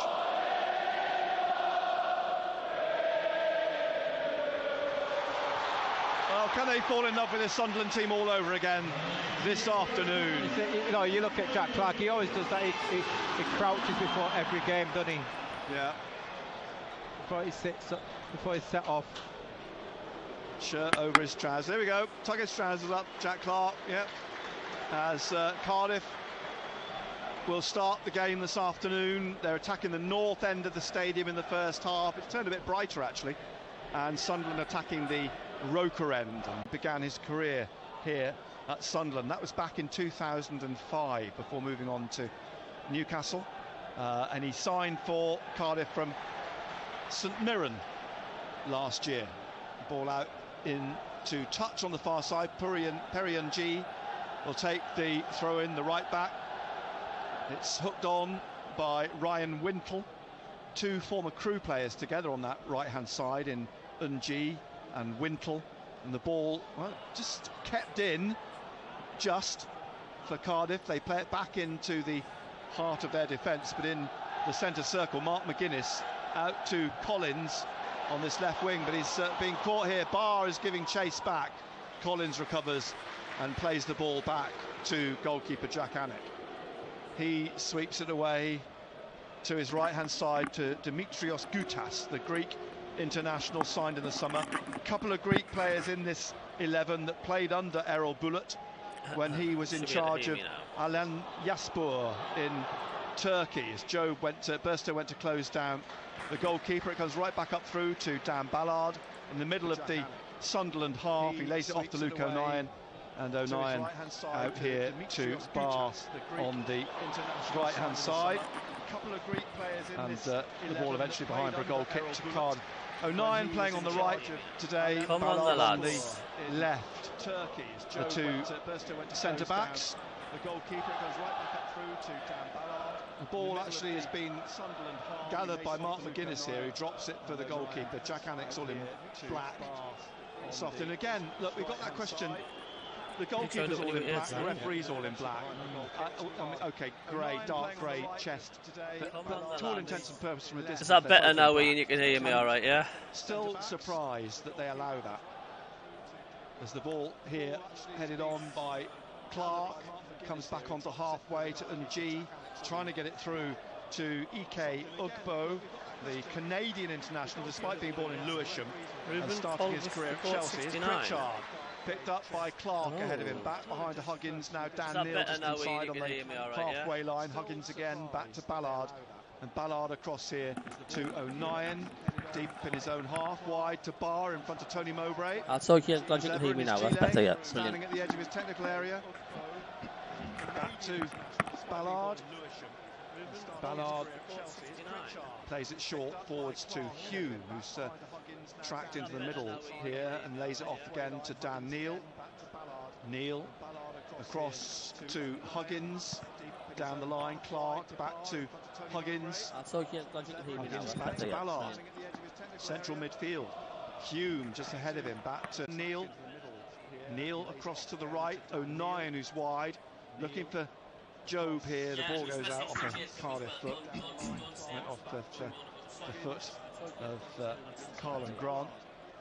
He's on loan from West Bromwich Albion, the former Charlton Huddersfield forward. And now into the middle of Dan Neil. Neil pushing it through for Pritchard, just in the Cardiff half. Trying to get it to Clark, which he does. He's done well. Clark now making a run at the edge of the penalty area. Clark is blocked by Unji at the edge of the penalty area. He clears, but Unji's down. I think it's a free kick to Cardiff. Foul by Clark. Brighton 2, Bournemouth 1 in the Premier League this afternoon. A reminder, Newcastle are at Sheffield United this afternoon, 4:30 kickoff. We'll be splitting the frequencies if you want to stay with us. We will be on DAB in Freeview 719 after half-time. We're only 5 minutes into the game, if that. And it's a free kick which Jack Hannock will take, 30-year-old now on the far side, drives it down the right. Looking for Mighty, headed away though by Ballard. Back into the Cardiff half. A battle here for Burstow with Gutas. Thank you. A free waited a long time, didn't he, the referee? Good battle in there by Burstow. The Greek gives the free kick away. 6'4", Dimitrios Gutas. I think he's done okay, Burstow. I think he's done all right. You know, but he's okay, I know that he's judged on goals, but jumped on him a bit. I think he'll do all right. What I've seen of him, I like. Big learning curve, but yeah. Pritchard then will take the free kick, a couple of yards in from touch on the left-hand side. Cardiff holding a line towards the edge of the penalty area. Quality ball in, that's what you need. Pritchard just steps back a few paces. Right arm briefly raised. Drives this into the penalty box. It came down for Job, or was it Burstow? It was Burstow. Couldn't quite get his foot wrapped round it. And it's gone behind for a goal kick. Just caught, actually. So 0-0 still. We're in the 6th minute of the first half here at the Stadium of Light. Sunderland, a reminder, slipped to 5th after Stoke's home defeat to Hull at lunchtime. Clearance by O'Nien, heads it away. Pritchard gets a foot through it. Headed on again by Jamilu Collins. And now picked up by Ugbo. Rolls it into the right-hand side of midfield. Trying to get... well, a misplaced pass in the end from Joe Rawls. The ball's gone out. It was a misplaced pass, and they were trying to get the ball away down the right of central midfield. Mighty is jogged back up to the edge of the penalty area here. It's a Sunderland throw on the right. And here is Joe. Rawls goes to close him down. Joe Rawls, the experienced central midfielder, has been at Cardiff a long time now. As Pritchard plays it out to Clark on the left. Clark into the Cardiff half. Unji on the back foot. Wintle's gone with him as well. Clark cuts inside, finds Neil in the middle. Neil now out wide to Barr here. And Barr, can he get the ball back into the penalty area? Leaves it for Hume, who dinks it up into the box. And Job tried to get on the end of it. It's come out on the far side for Mighty. It's just gone out. Just rolls out off the yak. And a throw taken by Huggins. Drops to the feet of Dan Neil on halfway. Back to Luke O'Nien. Down the right wing here. Barr halfway inside the Cardiff half. Cardiff all in blue. Back to O'Nien into the middle. Centre circle, Dan Neil just taps it to Ballard. Through to Pritchard. Back to Ballard. Here's Neil again in the centre circle. Just a short pass to Ballard. Ballard then to his left to Huggins, and down the left touchline Clark. Clark tried to flick it down the wing for Pritchard. But, a block by Mighty. Another throw to Sunderland. Huggins will take it. Back it goes to Ballard in the Sunderland half. Across to Luke O'Nien. Barr is wide. Here he is in the Cardiff half. Cutting inside Barr, cutting into the middle. He's tackled by Rawls late. He's clutching his ankle. Yeah, both of them. Barr and his knee as well. To uncrouch himself at the moment. He's kneeling down. Referee's standing, looming over him. And Barr is going to be shown a yellow card after talking to. It's third of the season. So a booking for Barr in the 9th minute. Third of the season. Not ideal. Free kick for Cardiff. Annick's going to take it. Not ideal. Is he? No, he jogs backwards away from the ball. Mark McGuinness, the Irishman, former Arsenal player, takes the free kick. He spent the season on loan at Sheffield Wednesday last season, Mark McGuinness. Here he is again, heading the ball on and headed back from midfield to goalkeeper Annick, headed back by Manolis Siopis. Another of the two Greeks in this starting lineup. Rawls plays the ball back to Annick. Passes it out to Gutas, Dimitrios Gutas, wide to Unji. He tries to drive it through the middle to Ugbo. It comes back here to Siopis and back again to McGuinness, who's looking for Carlin Grant in front of Tony Mowbray. Grant takes it, pulls it back to Rawls on halfway on the left, and then back it comes again to Mark McGuinness. He drives a high ball across to the far side, looking for Mighty. Cleared by Huggins, but straight to Perry and G. And then down the line, and Mighty now whipped it off him, Clark. Back it comes to Ng though for Cardiff. It was won back by Ugbo, and a deeper cross play towards Grant in the corner on the left, and he can't keep it in from going behind for a goal kick, but he does knock it out for a throw to Sunderland. 0-0, 11th minute, live on BBC Radio Newcastle. Hume with the throw, and O'Nien's on the goal line, goes down the touch line, over the head of Burstow, who gets another stab at it, high in the air, down the right, and that has eventually bounced out over Errol Bullitt, the German-born Turkish coach, 48 years old. He played as a left wing-back in Germany, Turkey and Greece in his career, and he's managed largely in Turkey. Appointed in the summer. As the ball here with Carlin Grant down the left wing, pokes it back on that left-hand side to Collins, back again to McGuinness, into the middle to Gutas, wide to Ng, and then a ball played over the head of Carlin Grant by Cardiff. I think it was Siopis, it was his pass. And to throw again to Sunderland, back where we started a minute or so ago, with Trey Hume a few yards up from the corner flag on the right-hand side. Finds Dan Neal, back to Hume, tries to get it down the line, and it's gone out again for another Cardiff throw on this left-hand side. It's lost its momentum, hasn't it? It has, hasn't it? It's not really going anywhere at the moment. Sunderland trying to find a way into the game. 0-0 in the 13th minute now. Down the line, Ugbo back to Collins, trying to find Grant, but headed away, headed on by Job. It's going to come back towards him. It drops over his and Rawls' shoulder. Opens up for Ugbo, who lays it off to Mighty. Mighty in the middle, trying to get through, can't. Plays it back here to McGuinness. Squares it to Gutas, out to Ng on the right, just inside the Sunderland half. Clark challenges, the ball goes out for a Cardiff throw. Ng takes it quickly to Ryan Wintle, back to Ng. Ng on the right, into the middle to Joe Rawls. Rawls closed down by Job, but it's come to McGuinness. McGuinness down the left here, trying to slip it through for Collins, but cleared by Trey Hume. It'll be a throw to Cardiff. Arsenal 2, Spurs 1. Grant's going to leave the ball for Jamalu Collins, a Nigerian international. His first spell in England, or Wales I should say. Having spent most of his career in Europe, as an attempt from Grant sails over the crossbar from the corner of the penalty area. Jamalu Collins, 29 now, has just spent 5 years at Paderborn in Germany before signing last season for Cardiff.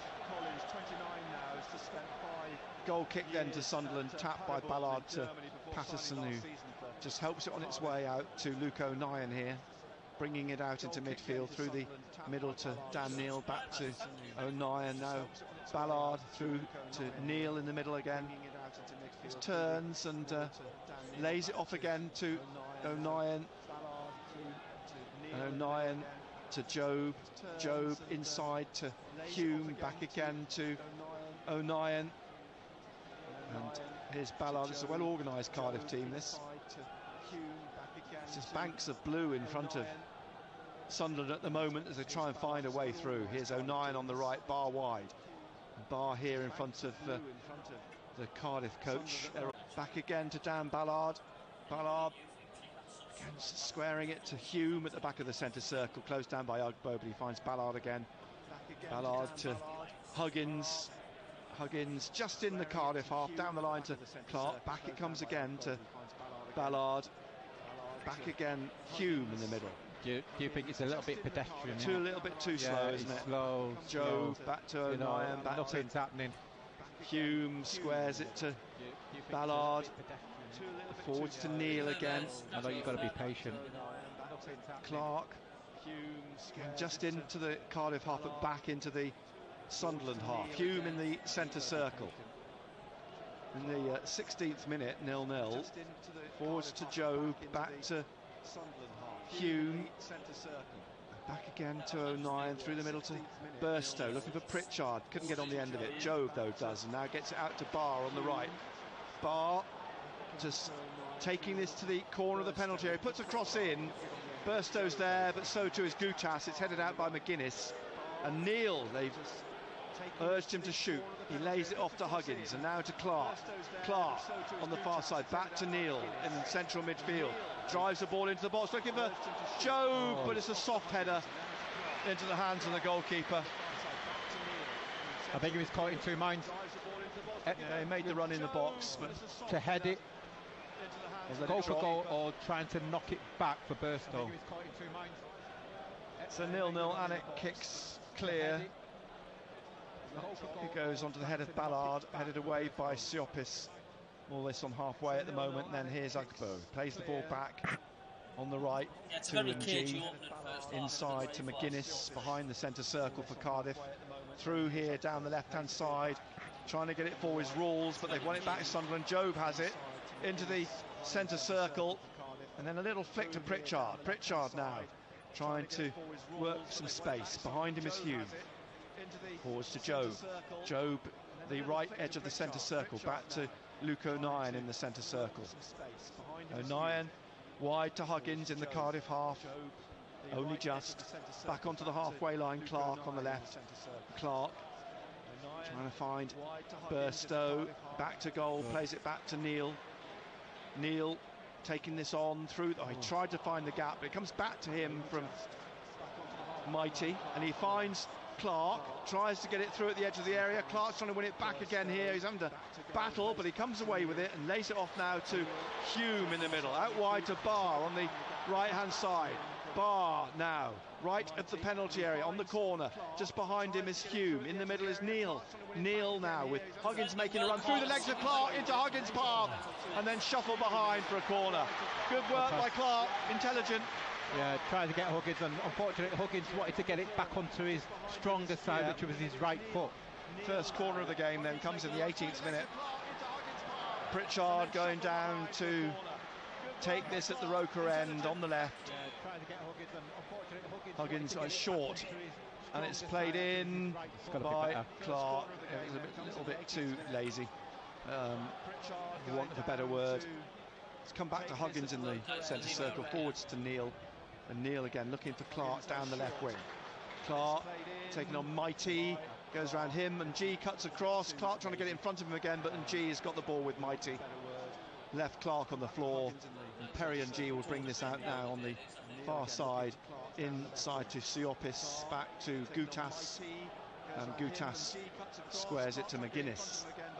McGuinness takes it out and plays it back at the edge of the penalty area to Gutas, who plays it back to Jack Anik, and Anik pushing it out to McGuinness, and McGuinness now again playing it forward. He's come forwards instead of going back to Anik. He's brought it up to the halfway line.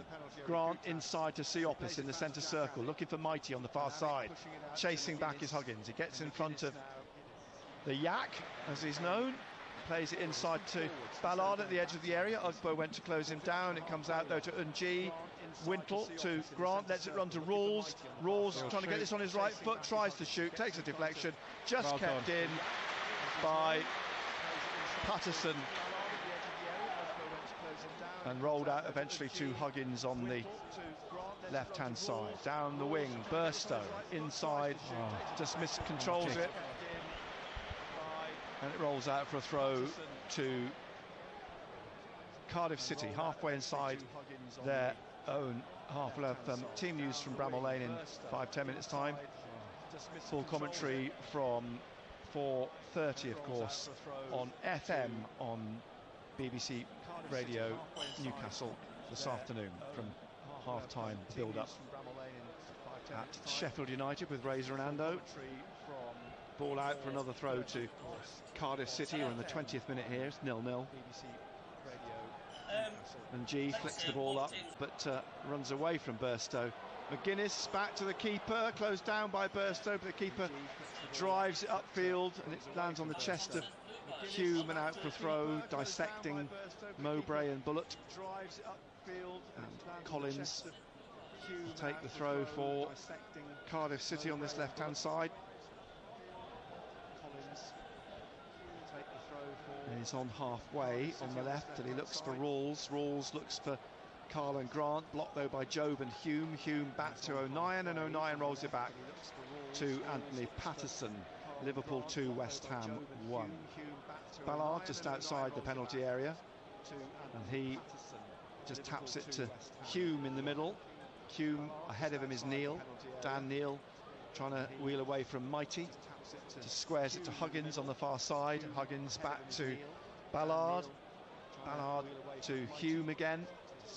Hume to O'Nien, looking for Neil in the centre circle, back to O'Nien just behind him, across to Huggins, flicks it onto Pritchard, wide on the left, Clark ahead of him. Pritchard going on here, laying the ball off to Clark on the left wing, and G in front of him, trying to come in on his right foot, pulls it back to Pritchard, inside then to Neil, Neil to Hume in the middle, and Hume out wide here to Barr on the right, and Barr cutting inside again, finding Job at the edge of the penalty area, rolls it into Barr, Barr squaring for Pritchard, tries to place it, he's missed, just past the post, it took a slight touch, behind for a corner.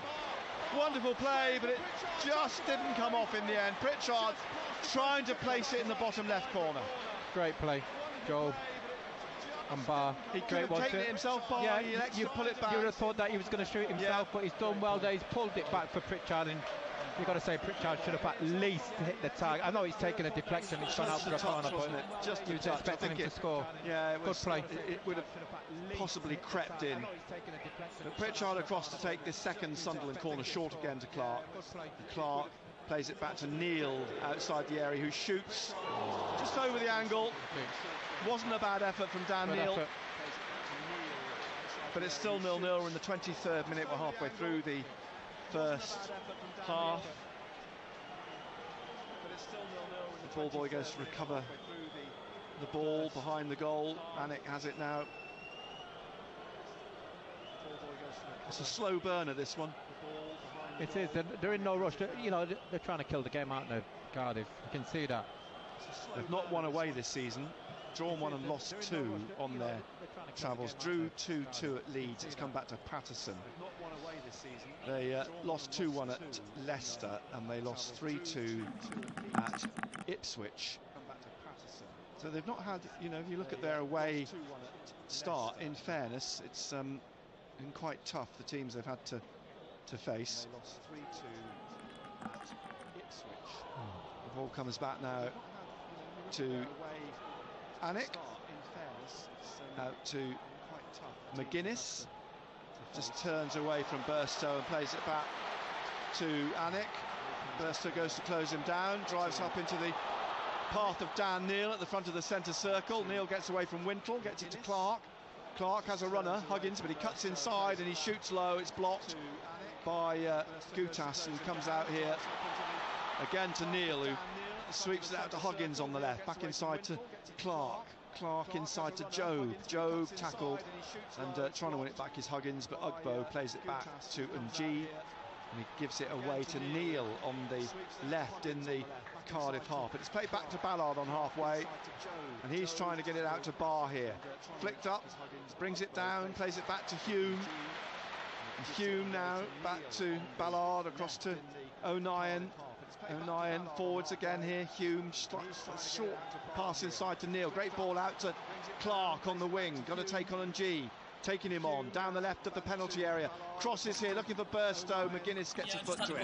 Comes out to Joseph O'Nien, and then down by Huggins, and then lets run through by Pritchard, looking for Burstow. Comes up to Job, who lays it off here to Barr. Can't quite reach it on the touchline.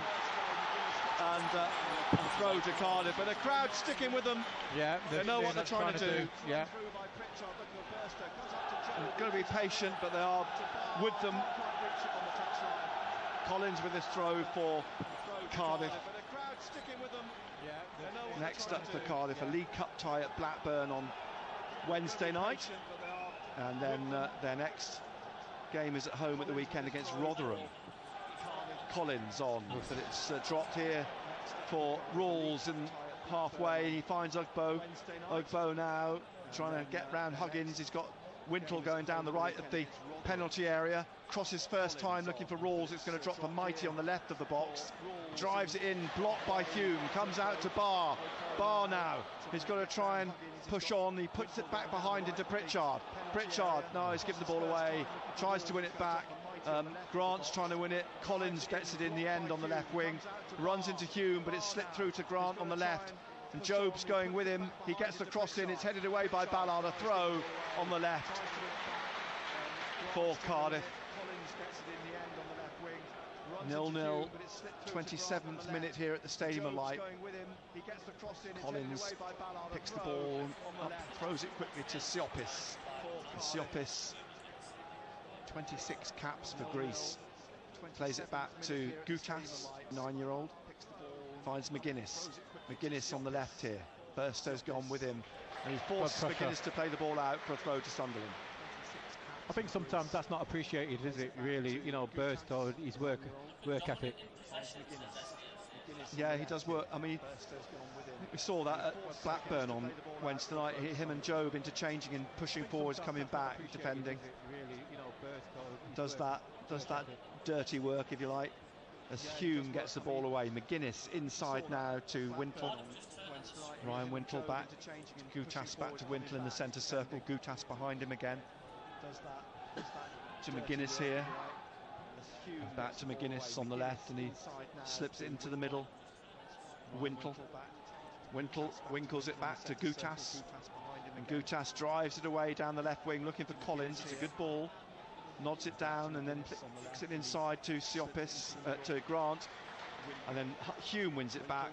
O'Nien clears up into the centre circle. Gutas tries to drive through, but Neil finds Pritchard. Pritchard out to Clark on the far side.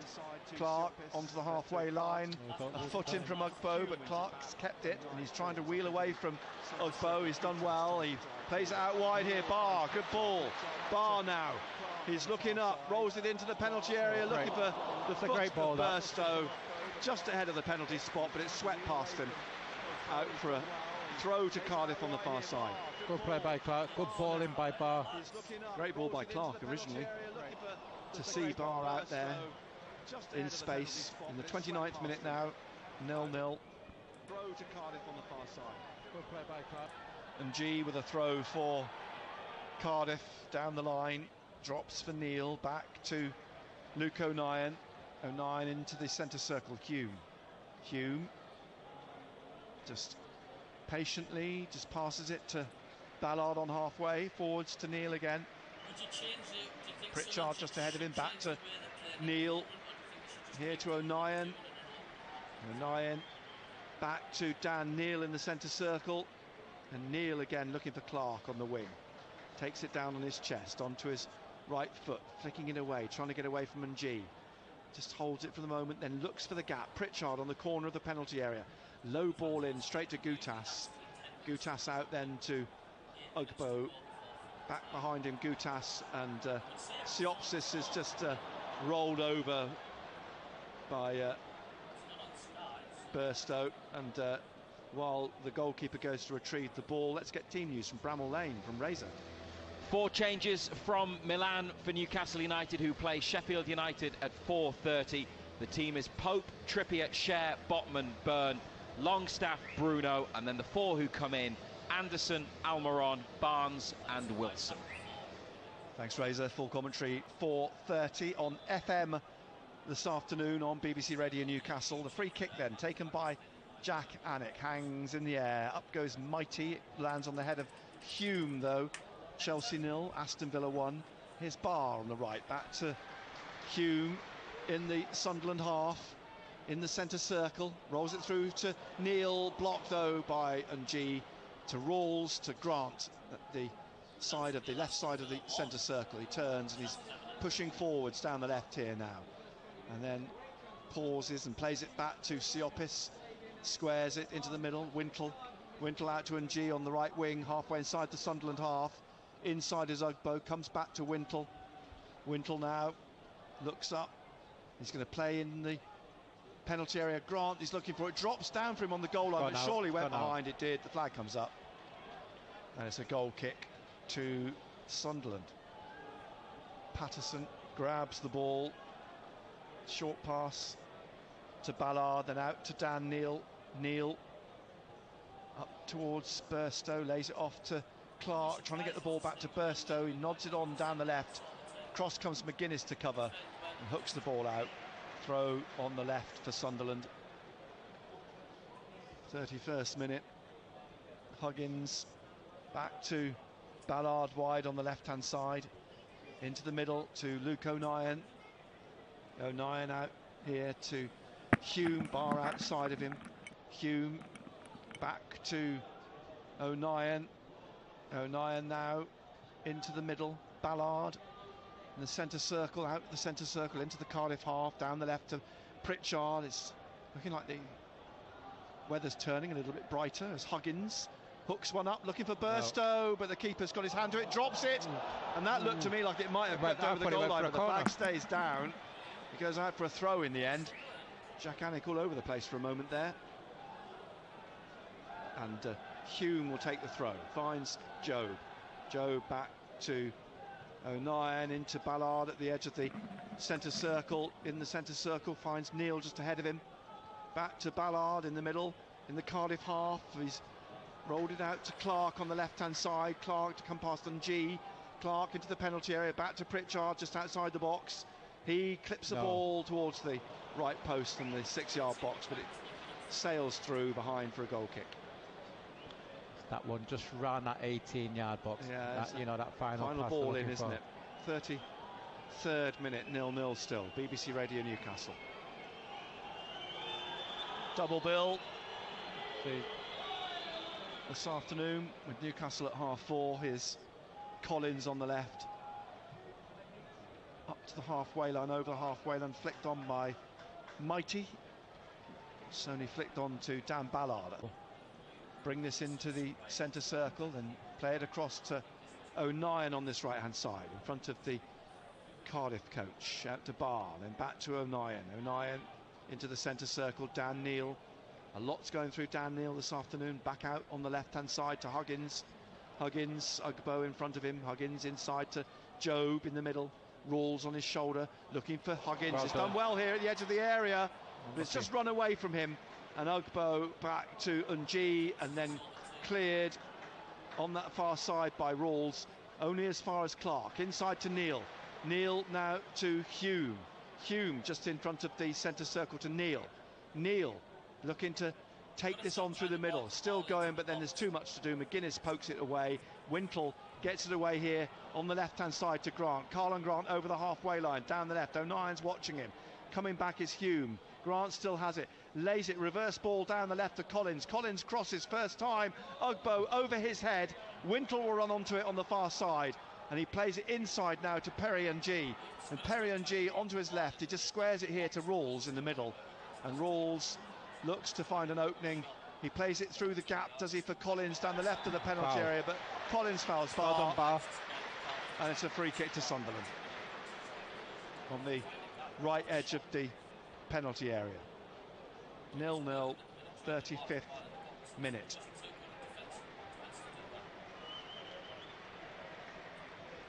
Hume across to Ballard, brings us out from the back of the penalty area. Inside to Hume again. Hume through the middle. Neil in the centre circle.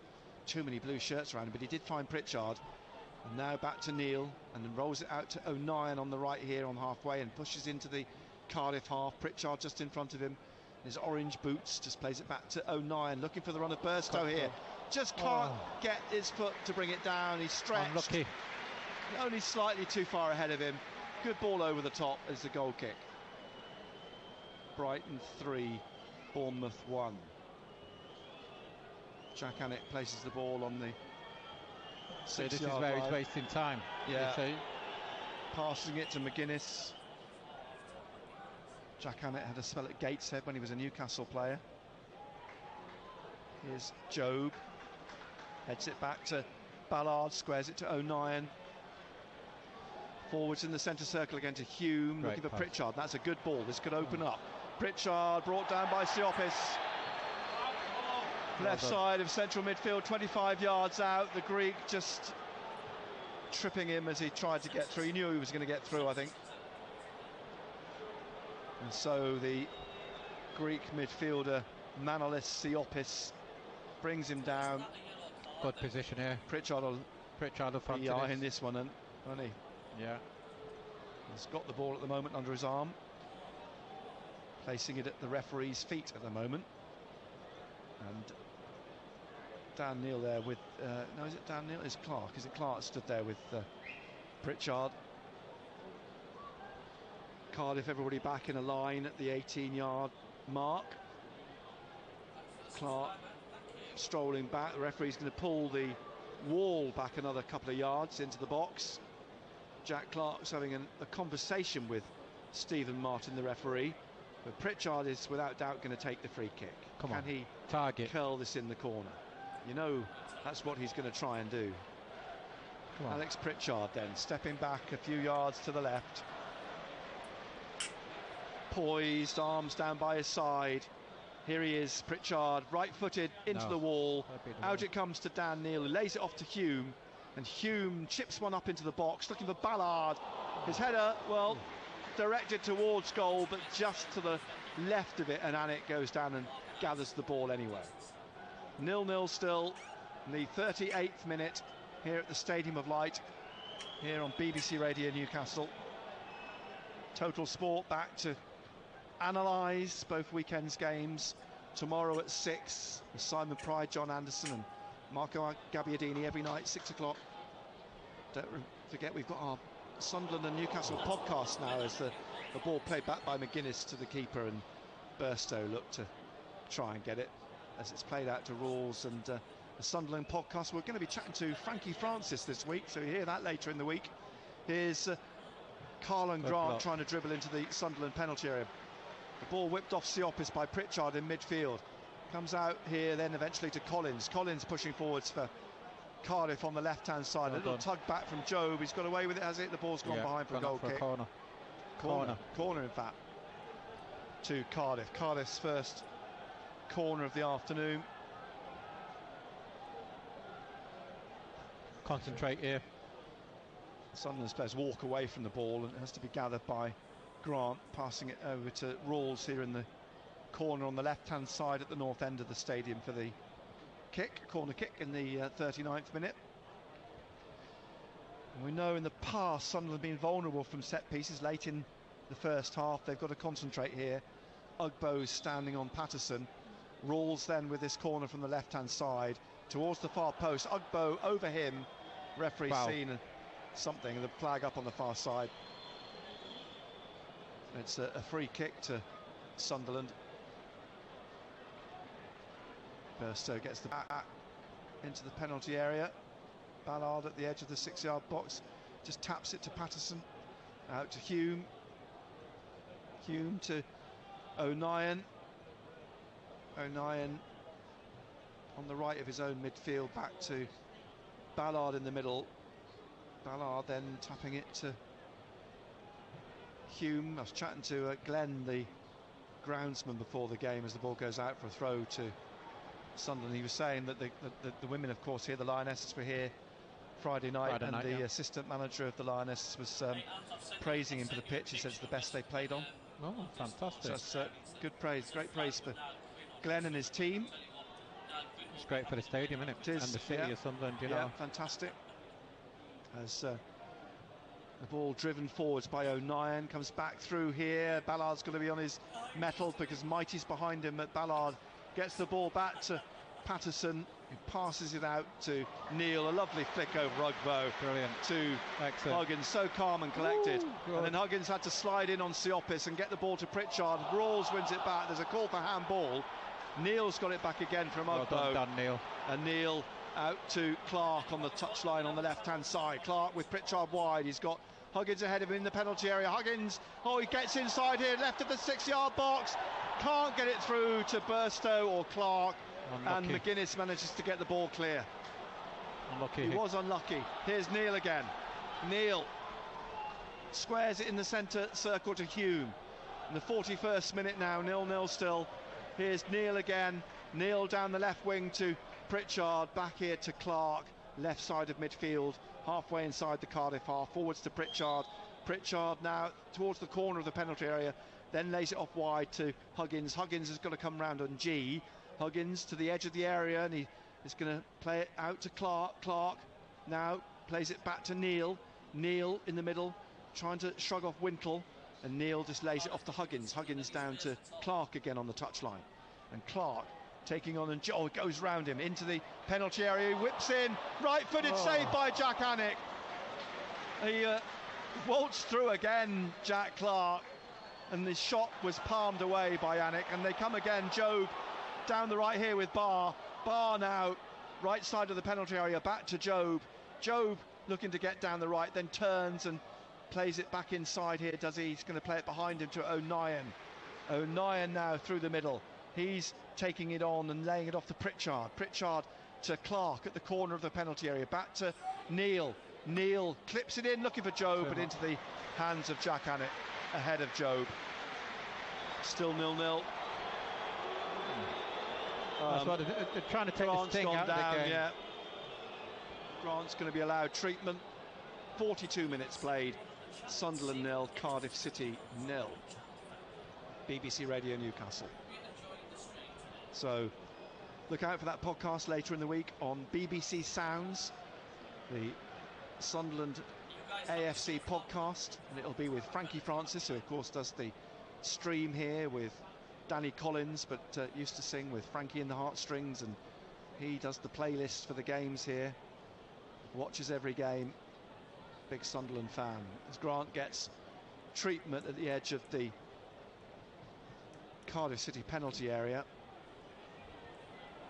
Most players have strolled back to the touchline, and Huggins has stayed out on the pitch. Barr has as well, and Clark is having a conversation with the referee again down by the edge of the Cardiff penalty area. Almost a minute now of stoppage time for treatment to Carlon Grant, who gets to his feet, the 26-year-old on loan from West Bromwich Albion.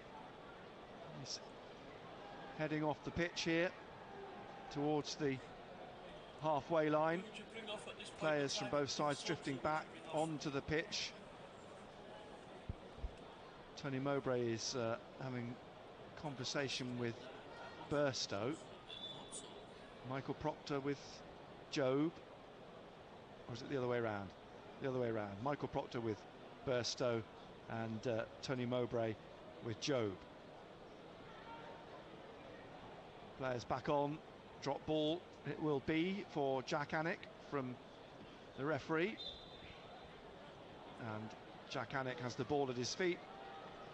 The 44th minute, but we're going to get, what, 1-2 minutes added on? Easily, yeah. I would imagine there'll be 3 or 4 minutes.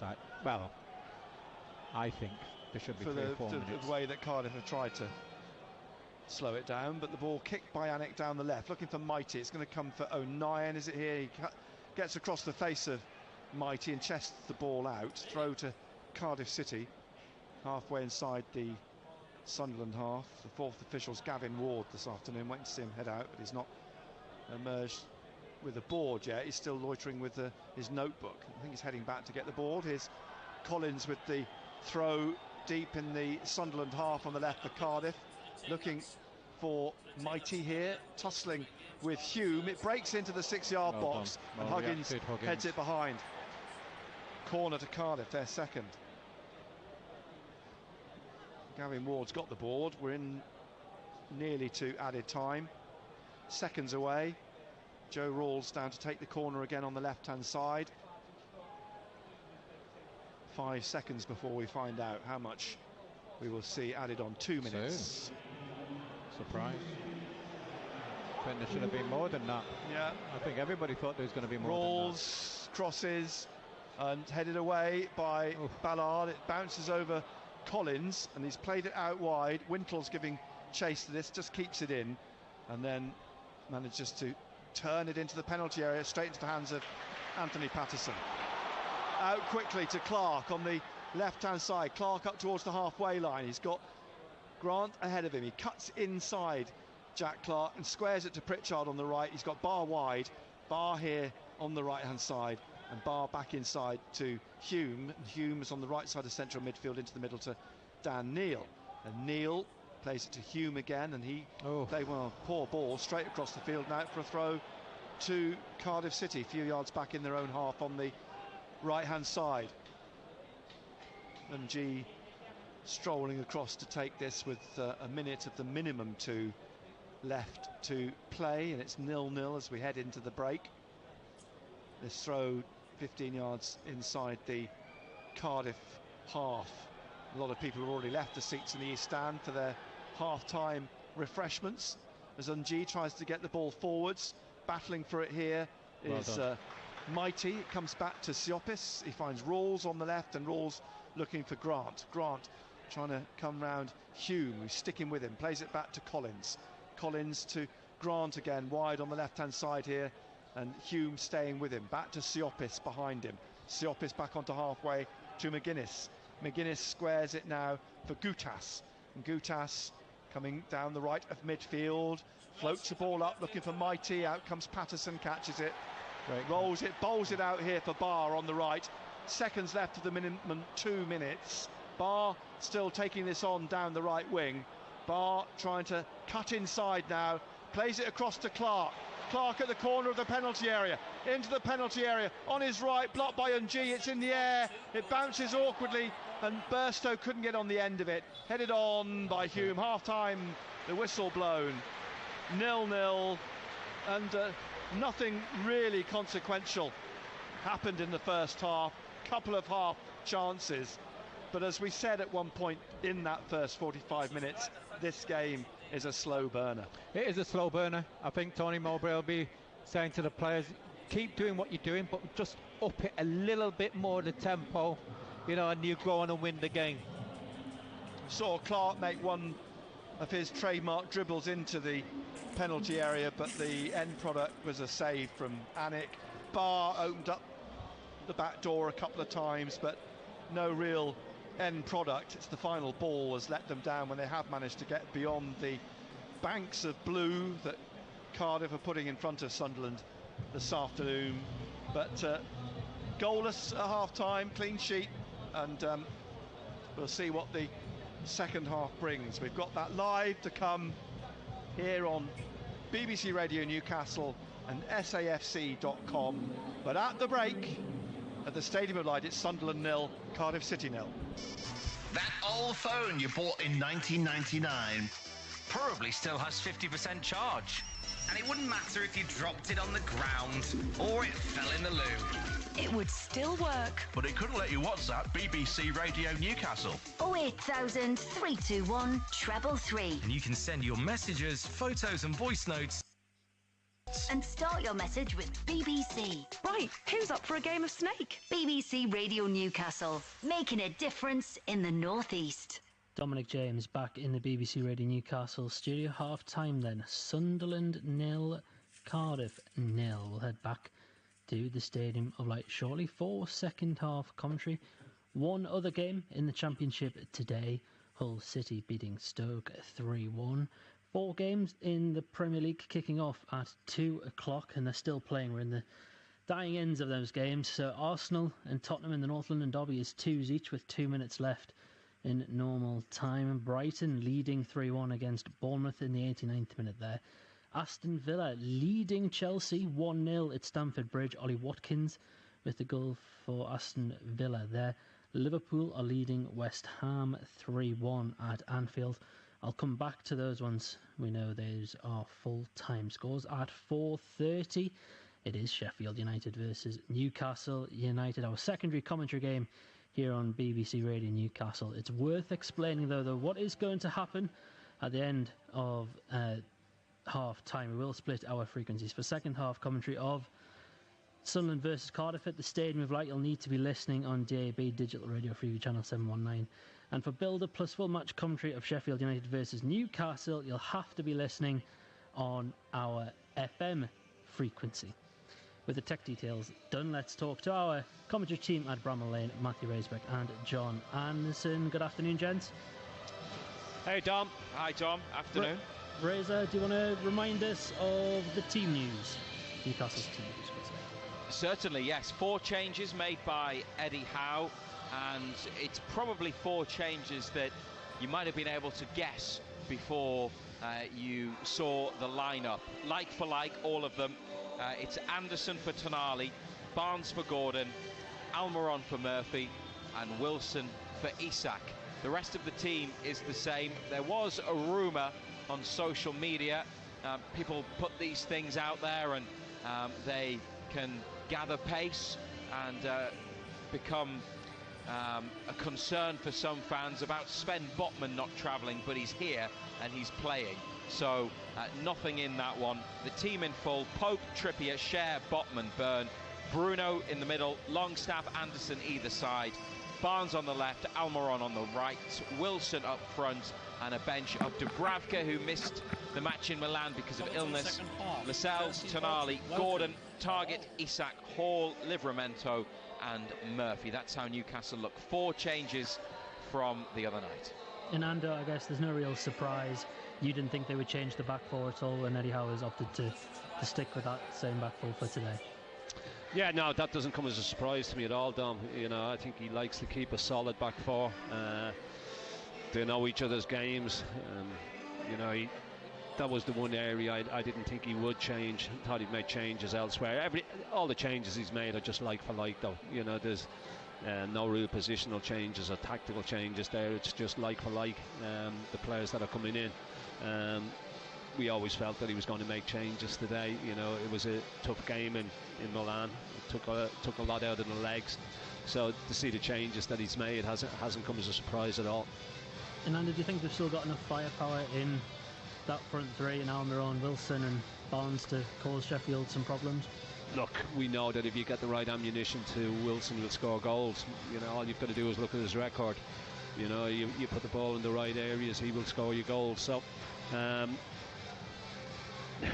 Almiron, he hits purple patches, doesn't he? You know, he goes on a spree. We've seen it last season where he went on a run of consecutive games scoring goals.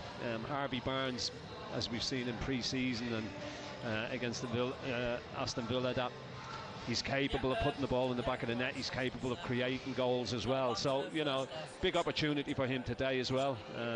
Almiron coming back in, as I say, doesn't surprise us. But as I said earlier to you, if you put the ball in the right area, Wilson will put the ball in the back of the net. And one player, and people will be looking forward to see, is Elliot Anderson, who starts today's game. He's came on and made a difference in the past few, in from the start today. Yeah, I thought he came on the other night and did well. I thought he was he looked assured, didn't look overawed by it at all. Thought he adapted well, so no surprise to see him being given a chance. He probably feels that this chance is overdue, to be fair, considering the pre-season that he had. He scored goals in pre-season, his performances were good, and probably felt that he deserved a chance before now, but he gets it today. Wish him well. He's a confident boy. He's filled out, and as I say, I thought he'd done well the other night when he came on in Milan. And Ray's, just to finally, a lot of motion around Bramall Lane today after the news in midweek that Maddie Cusack, Sheffield United women's player, died in midweek on Wednesday, and they'll be paying tribute to her before kick-off today, won't they? That's right, Tom. Maddie Cusack, as you say, was a player for Sheffield United's women's team. She also worked for the football club behind the scenes, in addition to her duties as a player. And her death at the age of 27 was announced a few days ago. The Newcastle United women's team match today against Burnley at Kingston Park was postponed as a mark of respect, but also because Newcastle United say a number of players in their team and in Burnley's side knew Maddie, and they wanted to give both of them time to process what had happened. Sheffield United will be paying tribute to her before the match inside the stadium. There's also an area outside the ground where there is a tribute, and the Newcastle director and co-owner Amanda Staveley has been to visit that on her way into the ground. Sheffield United are asking fans to be in their seats at 4:15, a quarter of an hour before kick-off, so that everyone can be here to take part in the tribute to Maddie Cusack, their player, who died a few days ago. Matthew and John, thank you very much for now. Build-up will start at the end of half-time, so in about 7 minutes' time on our FM frequency. Let's remind you of what happened yesterday, non-league-wise for our sides. Gateshead beat Maidenhead 3-0 at the International Stadium. They are up to 4th in the table, unbeaten in 6 as well. Here's the Gateshead player manager, Mike Williamson. Yeah, I thought it was a difficult one for us. I thought our play was really good in patches. I thought our intensity could have been better. Obviously, it's just very difficult when an opposition come up to slow things down and to kill the momentum, which we need to expect. But I thought the patience and persistence was there. We deserved the 3 points. The boys deserved it. But like I say, it was frustrating, and we just had to make sure that we didn't allow that to get the better of us and focus on what we needed to do. Moving to National League North, Blythe Spartans lost 3-1 at Croft Park, Alfreton winning 3-1 there. Better news for South Shields, so they beat Peterborough Sports 4-2 away from home to move into second in the table. Their head coach is Julio Arca, and he spoke to the club's website after the match. Yeah, fantastic result, first win away. Great to that. The first half, we did some good stuff. We played some football, great chances. Just disappointed to concede that kind of goal, that we spoke with the lads about it. The reaction in the second half was great. The intensity we pressing them, especially at the beginning of the second half.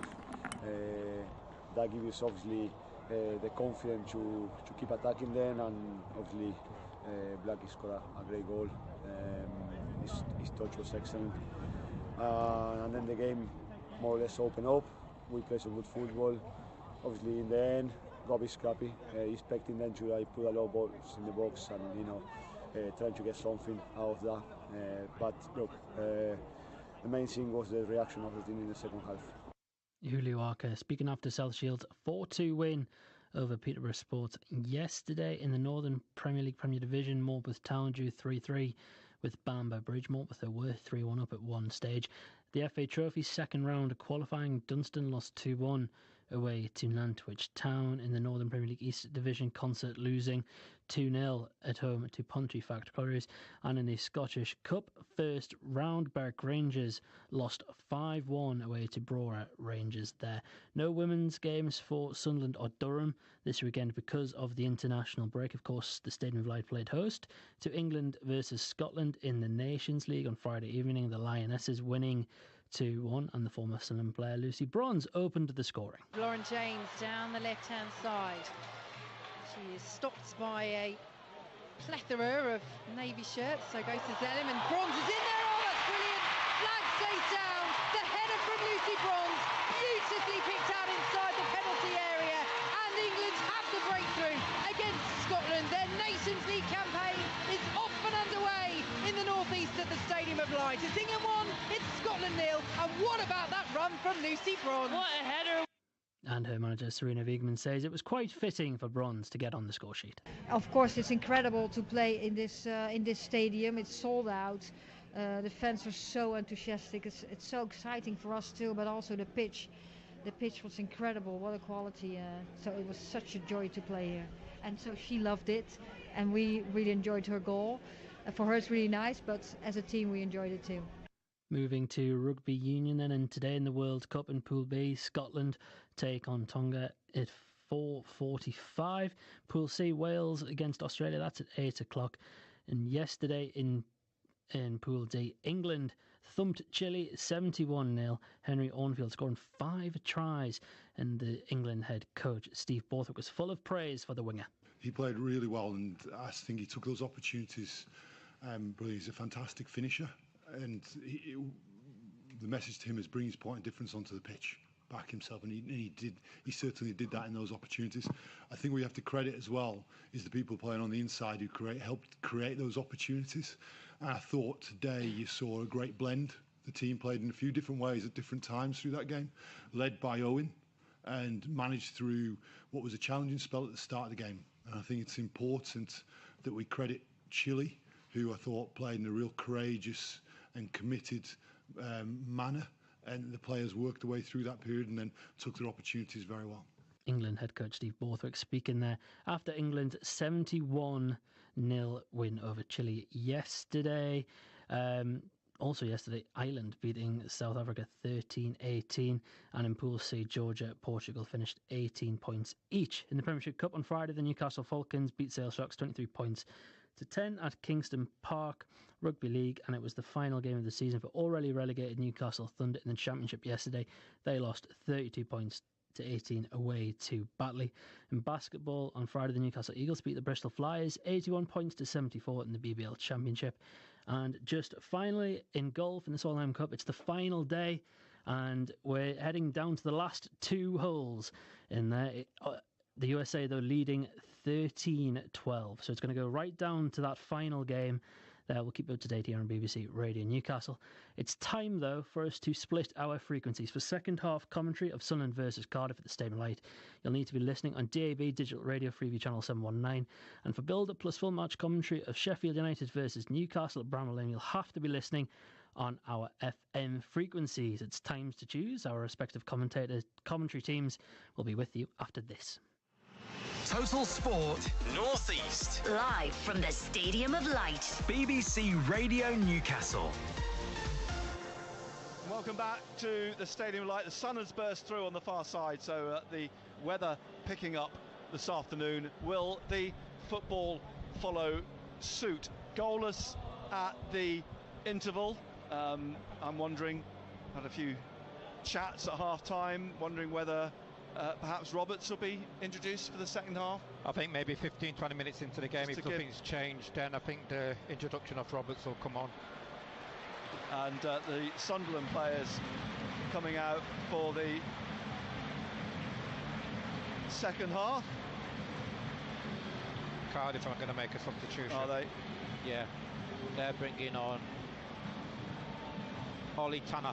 Ollie Tanner, who actually was replaced by Mighty for this game. Mighty coming in. Tanner played against Coventry in the week. And as you say, they are going to make the change. I wonder if that will be the change. Just waiting for Cardiff City to emerge for the second half. Sunderland, the lineup: Patterson, Hume, O'Nien, Ballard and Huggins, Neil, Joe, Barr, Pritchard, Clark and Burstow. The bench this afternoon for Sunderland is Bishop, Aushish, Hamir, Sealt, Triantis, Rigg, Roberts, Taylor and Roustin is on the bench this afternoon. Whether it's too soon to see him involved at all in the game, we'll have to wait and see. I guess if it's still 0-0 with 15 minutes to play, it may be worth a gamble. Nothing wrong with throwing him in. Run at tired legs. Here come Cardiff. Joe Rawls leading his team out. Jack Annex is behind him, all in black. They're not in any great hurry, are they, to come out here for the second half? Cardiff City strolling out as Collins for once actually, well, Mighty's coming out, so it's not going to be for Mighty. Is it? It's not Ugbo.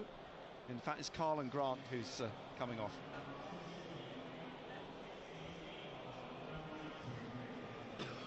So the change made by Cardiff. Ollie Tanner, signed from Lewis of all teams a year ago, having as a youngster played for Charlton and Arsenal. Sunderland then will get the second half underway. Burstow on the ball on the centre spot at the moment, attacking the north end of the stadium in this second half. Remember, DAB Freeview 719 for the second half. Newcastle on FM from 4:30.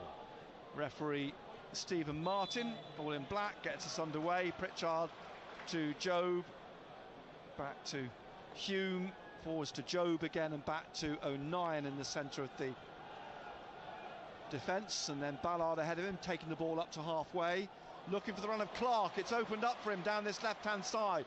Unji took his eye off the ball for just a moment, and Clark into the penalty area, trying to square it, blocked by Gutas, cleared by Unji, only as far as Neil, the urge to shoot, but he's passed it to his right to Hume. Forwards to Barr, back it comes into Jobe here, and he's held off the attentions of Tanner, the substitute. Back to Huggins, and now Ballard. And Ballard plays it back to Anthony Patterson, who's signed that new long-term deal in the week. It's bright yellow away to our right. Here's Neil. Neil rolls it out again to Hume, back inside to Dan Neil on the right. Ugbo on his shoulder to Neil, to Hume again, back to O'Nien.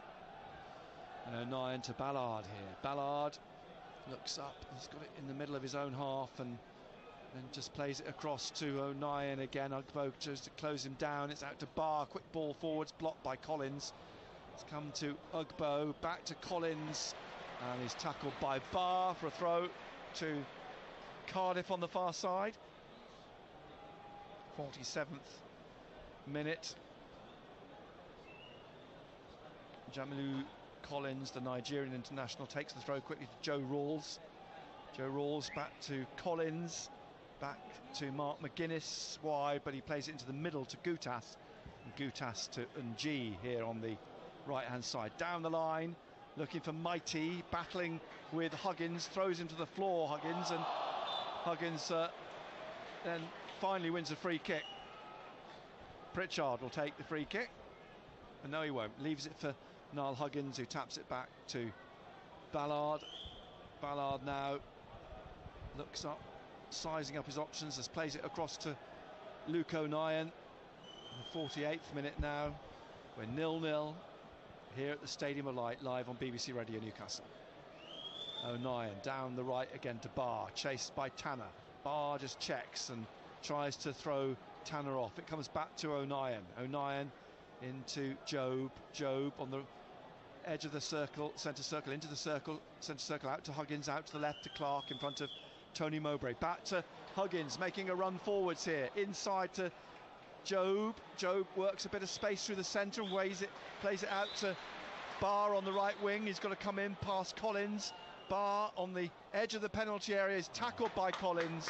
Collins comes away with it on the far side for Cardiff City, all in blue, up to the halfway line. and then shows too much of it to O'Nien, who plays it back to Patterson. Patterson now out to Huggins on this left-hand side. Huggins forwards to Job. Job back again to Ballard.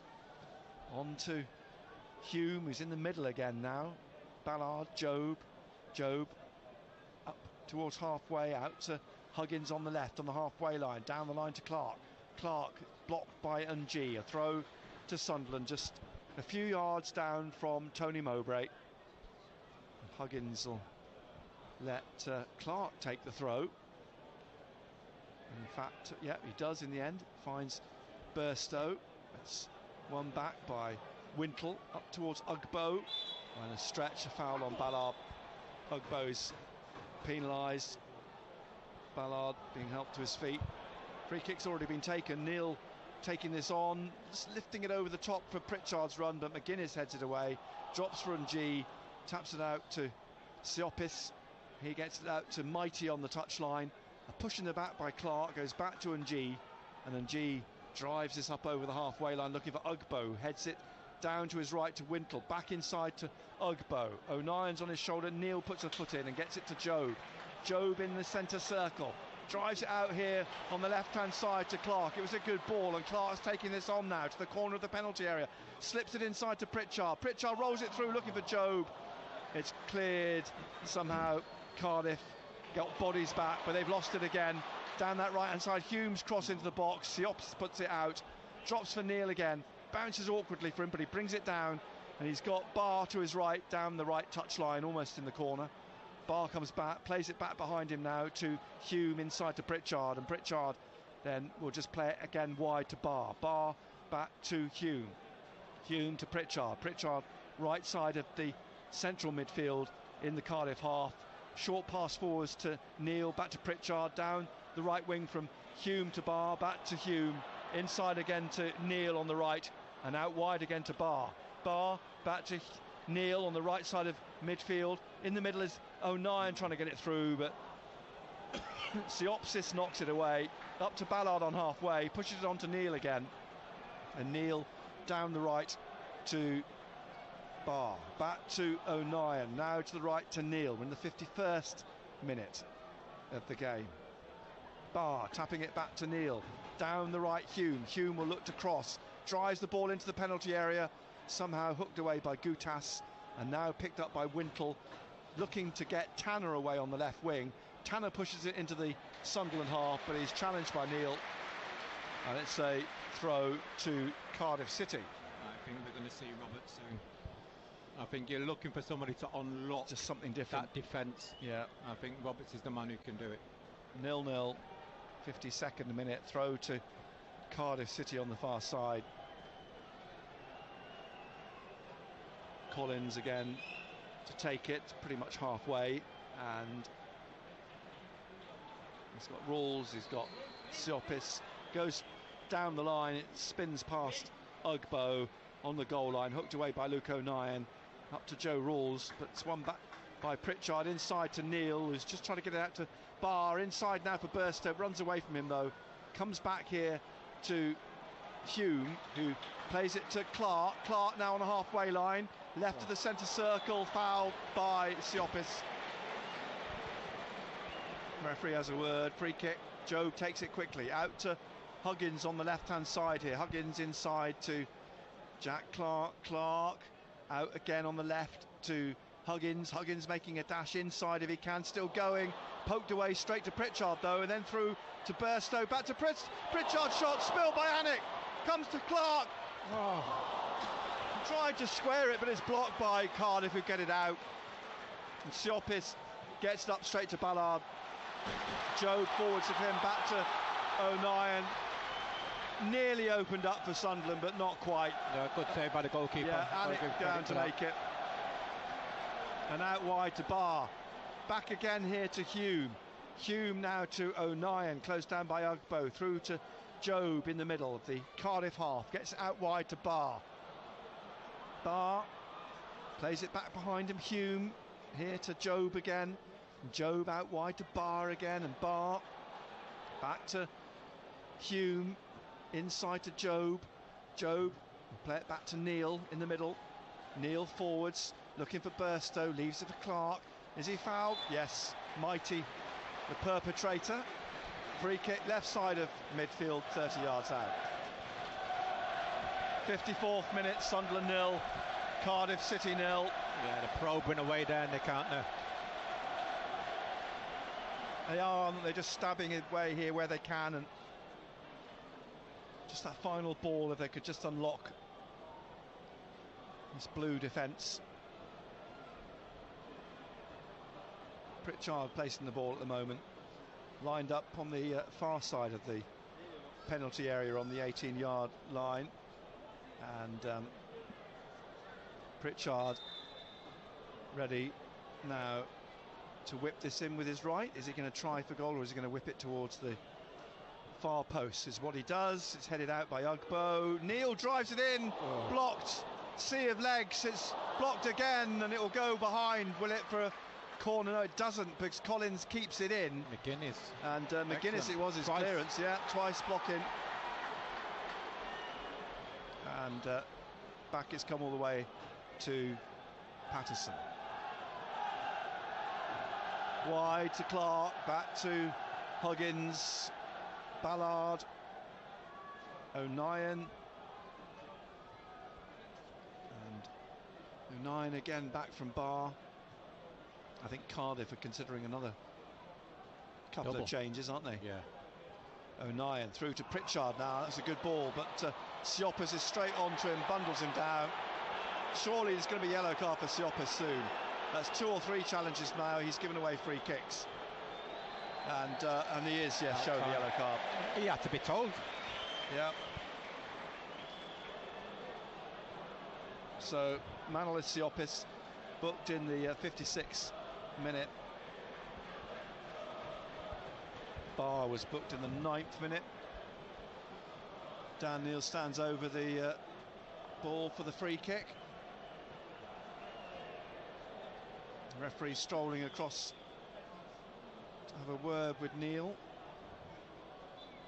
And so Dan Neil with a free kick, just squares it to his left to Huggins, down the line Clark. Clark looks up, plays it back to Dan Neil in the middle of the Cardiff half, slightly to the left. He plays it out to Huggins, down the line to Clark. Little back heel which Huggins trying to run onto here, gets ahead of Mighty, crosses, it's headed away from Burstow. Joe behind him, and to Clark. Clark on the left here now, looks to try and dribble on down the left of the penalty, flicks it into Huggins onto his right foot and curls it away past the post. I'll tell you what, good play. You can't complain about him trying, has he, Huggins? No. He's getting into them positions. Just that final pass or final shot. Yeah, and that curled away. You know what he was trying to do? He was trying to curl it in round the post. But 0-0 still, 57th minute. Roberts is warming up with Hamir and Daushish. Down below us is Siopis. Lays it off to Gutas, the 2 Greeks, and it's come back to Anik, out to McGuinness. McGuinness brings this out up to Perianji in the middle, and he gives it back to McGuinness. McGuinness out to Collins on the far side, down the touchline to Tanner, forwards again to Rawls, back to Tanner, and a block by O'Nien. It cuts it out, and Neil plays it back to Patterson. He kicks up towards Clark, and G heads it forwards. Huggins gets in front of Mighty, finds Neil, blocked by Rawls. Pritchard goes to win it, strong challenge, but it's come to Wintle. Wintle now down the right hand side for Cardiff. Clark challenges, still though with Wintle, inside to Siopis, back to Wintle, and he's caught late by Burstow, and Burstow will be booked. That'll be a yellow for that challenge. Just inside the Sunderland half. Roberts is coming on. And yeah, Roberts ready Who do you himself. think he'll come on for? I think it's an interesting one, isn't it? Will he come on? Who did he take off at Queen's Park Rangers? He took off Huggins, didn't he? Burstow. Well, we thought, or Burstow. I mean, he took Burstow off. Yeah. They made a couple come on as well. So a double. Be a oh, sheesh! It's going to be a triple change, isn't it? No, it was Roberts came on for Huggins. Did he come on for Yeah, Huggins? Sheesh came on for Burstow and Hamir for Job. Now we're going to get the same 3 changes made this afternoon. We'll see, they're imminent. The free kick taken by Wintle for Cardiff, headed away by Hume, and still though with Tanner to cross, headed away again, this time by Job. Out to Clark on the left-hand side, and he tries to get past on G, and he doesn't. And G now on the right pulls it back into the centre to Mighty, tapped away though by Job. Neil up to Burstow in the centre circle. He's tackled by McGuinness. No foul, says the referee, shaking his head. And Siopis out to Tanner on the far side, taking on Hume on the left into the penalty area. Ugbo, he's got his back to goal, turns and drives it over. Tell you what, we're lucky there.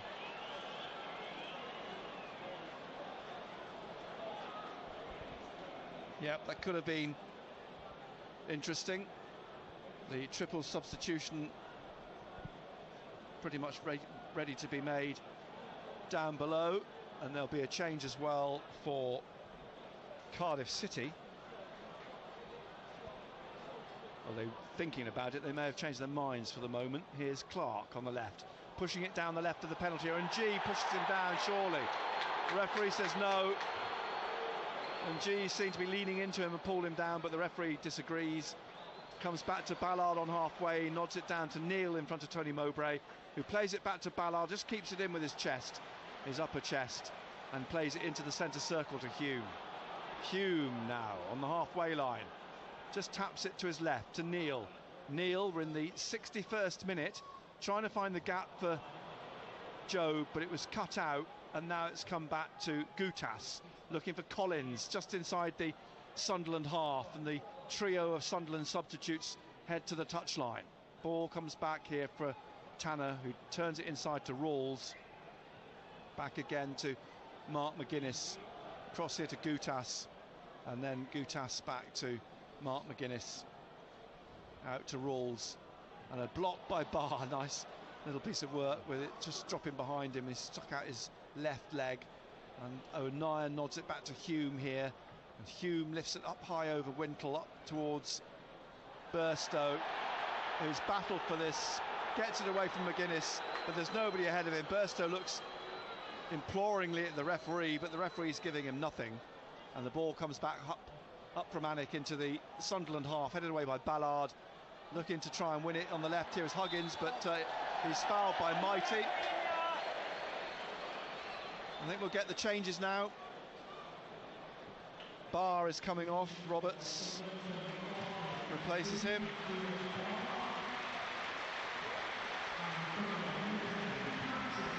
And Burstow being replaced by Hamir.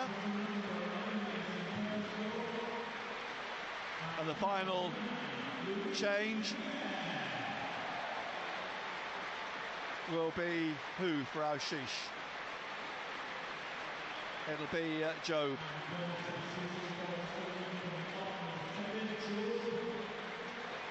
So there's the 3 changes, then a double change then for Cardiff City. Colwell's coming on, and so too is Etete. Rubin Colwell and Keon Etete, the former Spurs forwards. Yeah, big lad. Yeah, it's going to come on for Cardiff. Ugbo is coming off for Etete. And the other change that we'll see Colwell is Rawls. So freshening things up. Errol Bullitt, it's Sunderland 0, Cardiff City 0 in the 63rd minute. On comes Keon Etete, 21 years old, former Notts County striker, picked up by Tottenham. He had loans at Northampton and Cheltenham in the 3 years he was with Spurs before signing for Cardiff last year. Yeah, he'll know Jack Clark. Yeah. Dennis Sirkin. Big lad. And Rubin Colwell is a 21-year-old Welsh attacking midfielder who's been with Cardiff since 2010, 11 years, Neath born. So here he is with his bright orange boots, the 21-year-old. Tete's gone up front, and likewise in bright orange boots. Ballard plays the ball across the face of Tete to O'Nien. Tete did actually score last week in the 3-2 win over Coventry on midweek. Here down the right are Sunderland trying to work it forwards. Hume inside to Roberts. Roberts now being forced back by Colwill, but gets it forwards eventually to Aushish down the right side of the penalty area. Aushish onto his right, drives it, palmed away, punched away by the keeper. Out to Wintle at the edge of the penalty area. Immediately an impact from Aushish is running into the box, and a cry for handball on Tete. And then it's going to be pulled back for a foul by Hume on Tete, as Tete tried to break. 0-0, 65th minute.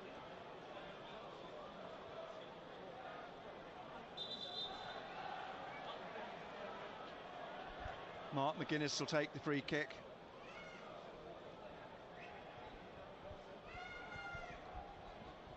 It's driven on away, and it'll come back to Ballard. Now cleared by Ballard. Now that's interesting, Rawls is still on the pitch. Now they held up the number 8, didn't they, for him to go off? Yeah, but they took off, is it? But they took off someone else, haven't they? We'll work it out in a minute. Matete went off. Who did? Matete went off, didn't he? Mighty went off, did he? Mighty. So they didn't take Rawls off in the end, it was Mighty they took off. As the ball comes back here to Ballard, out to Huggins, Clark ahead of him. Huggins, it's blocked by Tanner, who's come over to the right-hand side now. Tete just inside him. Here's Tanner again, and inside to Wintle. Wintle trying to get it forwards, out to Tanner. He plays it into the centre, straight though to Hume, and Hume out wide now to Roberts.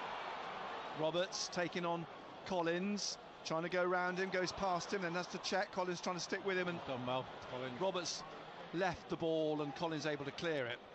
Hume wins it back and finds Roberts. Just behind him is Aushish, plays it into the centre circle to Neil, out to Huggins, and Huggins wide to Clark.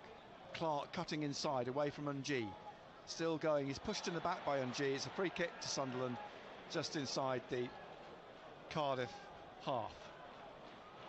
Now here's O'Nien, just right of the centre circle, out wide to Roberts.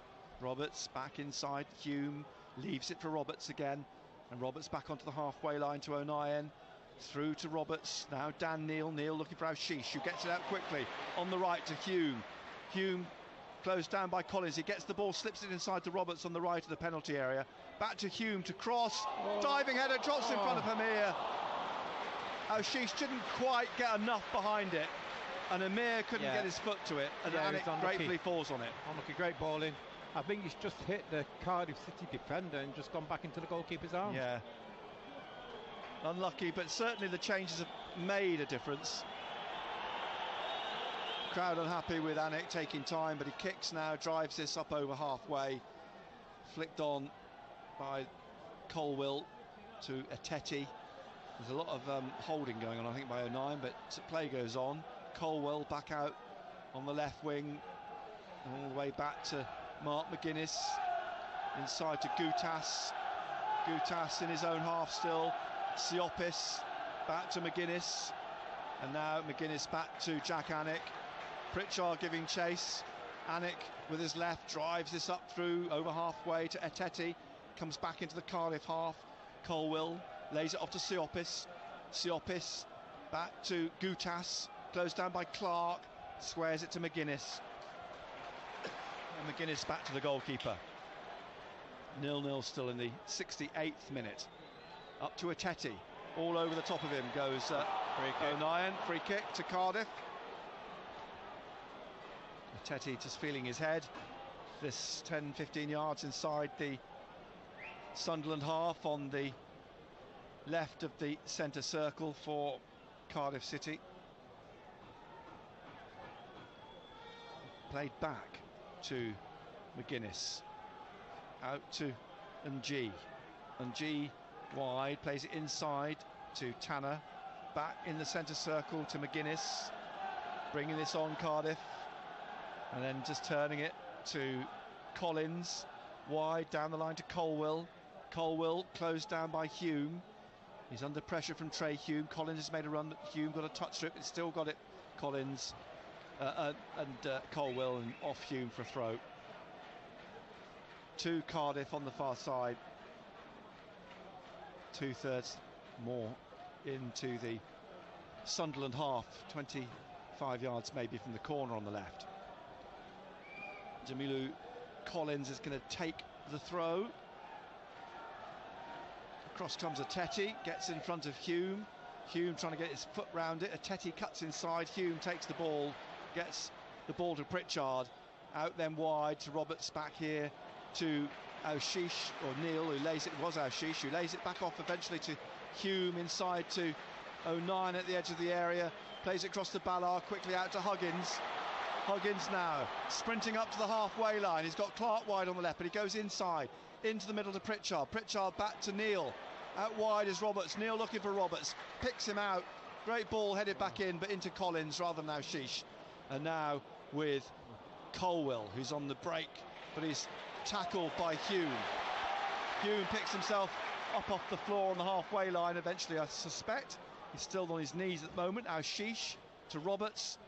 Hume is limping when he gets up, but Roberts has the ball. He's taking it on. Central midfield. Hamir lays off to Pritchard. Back to Roberts. Lays it off to Huggins and then to Clark. Clark dribbling at Ng at the corner of the penalty area. Plays it back to Neil. Neil to Roberts to his left. Roberts back to Neil.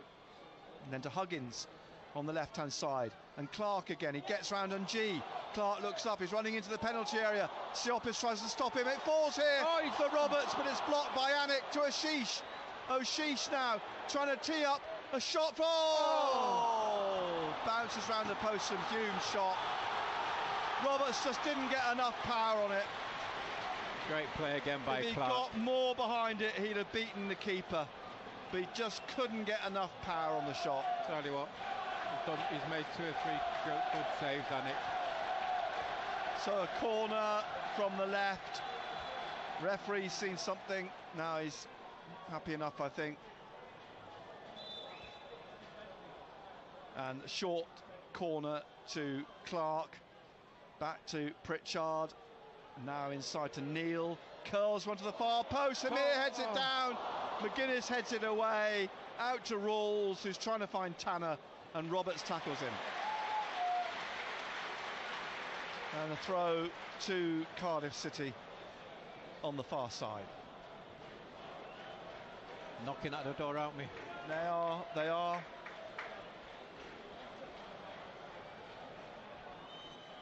Still plenty of time. We're only in the 72nd minute. Live on BBC Radio Newcastle. Throw to Cardiff. Sunderland have won it back. Hume trying to dig it out. Pritchard slides in. Thought it was a Sunderland throw. It's gone to Cardiff. Just back in the Cardiff half on the left-hand side. Collins again to take it for the Bluebirds. Teti gives the ball straight to Ashish. Looking for Hamir. Cut out by Wintle though in front of Pritchard. Wintle now to Rawls. He gives it straight to Hamir, and now Pritchard laying it off on the left, but it's again come back to Cardiff. And G looking for the run of Tanner, but Ballard's cut across and hooks the ball out down the left here for a Cardiff throw. What's going to give in this final 17-18 minutes, plus whatever time added on. And G with the throw, halfway inside the Sunderland half. Block by Dan Neil on the touchline. Another throw to Cardiff. Perry MG Gets the ball back from his coach, Errol Bullitt. It's cut out by O'Sheesh. O'Sheesh on the left wing, tackled. Ball falls off Tanner for a Sunderland throw. Huggins to Ballard behind him, and Ballard across into the penalty area. Luke O'Nien. O'Nien down that wide right to Roberts. Roberts back to O'Nien. O'Nien to Roberts again. Roberts back to Luke O'Nien. Now into the middle to Hume. He lays it off to Ballard, who'll come out and play it to the left to Huggins. Huggins to Clark ahead of him in front of Bullitt. Pushed in the back by Unji. It's a free kick to Sunderland. Clark leaves it for Huggins to take. What's the referee seen? He's having a word with Unji, I think. He's coming back to speak to the right back. But it's looked as though he's put 3 fingers up or something to say, right, once more and you're going to be booked, I think. Just your final warning. Huggins back to Ballard. Ballard back to Patterson. Patterson pushing it out in the middle to Hume. Back to Patterson. Out again. Oh, nearly it was given away by Hume. Picked up by Rawls. Here to Colwill, but Pritchard gets it back and Huggins clears. Momentary lapse of concentration, and eventually it's played right back up the other end to Jack Hannock. Closed down by Hamir, lifts it over him up towards Neil, heads it down to Clark. Now Unji on the right hand side here, drifting past Clark, inside to Colwill, inside again now to Wintle. He flicks it inside, but Ballard gets round him, and Ballard gets it away from Colwill, but Etete steps in and wins it back from O'Sheesh. Etete still has it, Etete still going, trying to get it through, and down goes Patterson to make the save. Etete was waltzing his way through there. He nearly was through there, Nick. And in the end, just ran out of power. And here's Roberts with O'Sheesh. Roberts cuts into the middle now. Into the middle, and he's got Clark to his left. He's found Clark. Clark, Pritchard in the D. Clark rolling it through for Roberts down the left of the penalty area. Pulls it back here looking for Pritchard. Runs into a defender. Comes out to Neil. Neil tries to set up O'Sheesh. O'Sheesh trying to get it on his left foot. Dally's on it too long. And Gutas gets it away. Out to Colwill, who's tackled by Hume. There's a throw to Sunderland. They're making another substitution. And I think it's going to be another yellow card here for Colwill for trying to block the throw. There is Adams, is it? Another change, is it? Yeah. Ebu Adams. Yeah. Gambian international midfielder. He's waiting to come on for Cardiff. Ebu Adams, signed from Forest Green Rovers a year ago. Pritchard, he's given the ball away, lost it, and he's going to win it back. He's done that into Dan Neil. Finds O'Sheesh, lifts one up, looking for Hamir, headed away by Gutas, and it's headed on by Rawls. For O'Nien to turn out and to touch on the far side. Rawls is coming off this time, and Adams is his replacement. 77 minutes. 0-0 live on BBC Radio Newcastle. And Rawls, he's almost having a conversation with Wintle in the middle as he hands him the captain's armband. Referee's got his arm out with his watch, quite pointedly saying time's being added on here. And Rawls goes off slowly round the shoulder of Jack Clark. Adams waiting to come on. And Rawls just, well, listen to the response of the crowd.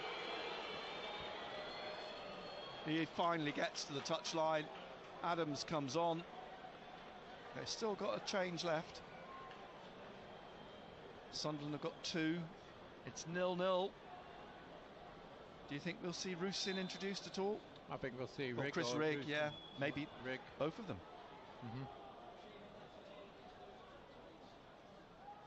Colwill wide on the left, trying to get it into Siopis. Blocked though by Hume, who finds Ballard. Ballard then to O'Nien. Back to Patterson. He drives it out up through the middle. Siopis. Pritchard trying to get it away. O'Sheesh can't get on the end of it. Collins has it. Plays it back to McGuinness. McGuinness driving the ball wide, diagonally across to the right wing. Headed back in by Tanner, but it's going to drop for Ballard. Gives the ball away to Adams. He plays it out wide to Ng. Ng down the line, but in goes Huggins. Gets in front of Tanner. Finds Clark on. Tanner fouls Clark. Free kick on the touchline, halfway inside the Sunderland half. Huggins was about to take a throw before the referee blew and intervened. Ballard across to O'Nien. O'Nien wide now to Roberts into the Cardiff half on the right hand side. Going on and on here. Roberts pushing it on for O'Sheesh. Back to Roberts. Back to O'Sheesh at the edge of the area. Drives a shot in straight at Anik. Good effort. Takes it at the post. It was a good strong shot on target, but straight at the goalkeeper. But they are starting to get chances now, Sunderland, since the changes were made. Here's O'Sheesh wide on the right, inside the Cardiff half, back on halfway. Hume back to O'Nien, down the right again to O'Sheesh. Inside to Hume, back to O'Sheesh, and he's going to swing this across, looking for Clark. Chests it down for Huggins. Huggins is blocked, but he's going to come back to Clark. Clark trying to cut inside into the middle, left for Hume. Hume calling for it on the right. Here he is, Roberts into the penalty area, trying to dribble and pull it back. A block, it's going to be a corner to Sunderland. O'Sheesh trying to urge the crowd to raise the noise. Short corner. Roberts from Pritchard. Now Roberts to Neil. Back to Roberts. Roberts to Pritchard down the right. Pritchard back to Roberts at the corner of the penalty. Drives in his cross. Headed away by Eteti. That's going to be a throw to Sunderland on the far side. 10 yards from the corner. 81st minute. 0-0. Will anything give in this game? Drops to Roberts, back to Hume. Hume, he showed too much to Eteti. And now Colwill on the left, inside to Wintle. Wintle runs though into Neil, who just taps it down to Huggins, to Ballard, to Clark on the left of the centre circle. Hemir in the middle for Neil, just at the back of the centre circle. Then to Hume, back to Neil, back behind him O'Nien. Forwards again on halfway, Hume, Neil, out to the left here to Huggins. Huggins to Clark. Clark just cutting inside, back into the centre circle to O'Nien, wide to Roberts, halfway inside the Cardiff half, going to take on Collins, cuts inside, still going into the middle, still trying to cut through, and then Collins makes a challenge, gets it to Wintle to Colwill. Colwill on the break, Hume trying to get in front of him. Colwill tackled by Hume, the ball stays in. Roberts trying to get it, but Colwill managed to poke it on to Eteti. Eteti on the halfway line on the touchline loses it to O'Sheesh. O'Sheesh now to Pritchard. Pritchard inside to Roberts. Roberts here to Neil at the front of the centre circle. To Huggins. Huggins to Clark. And Clark will just take this inside away from Tanner. And he rolls it in looking for Hemir. He's cleared though for a throw. Gutas isn't very happy, but it was Gutas who got the ball away. Huggins gets the ball back to take this throw.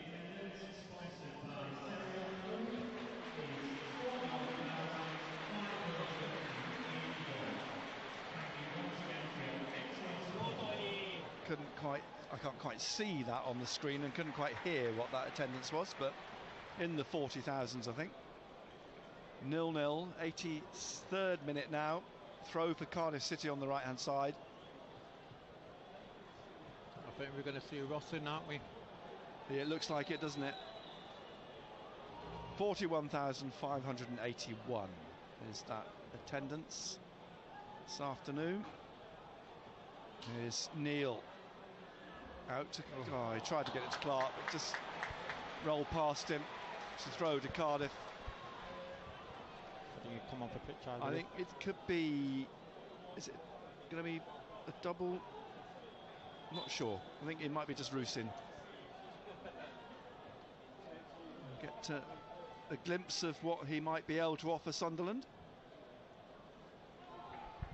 As Tony Mowbray said, I'll just tell him go left or right or forwards. That should be enough instruction for him. Will he understand that? No, probably not. But he's going to make his debut now. Out he comes, puts the shirt on, number 15.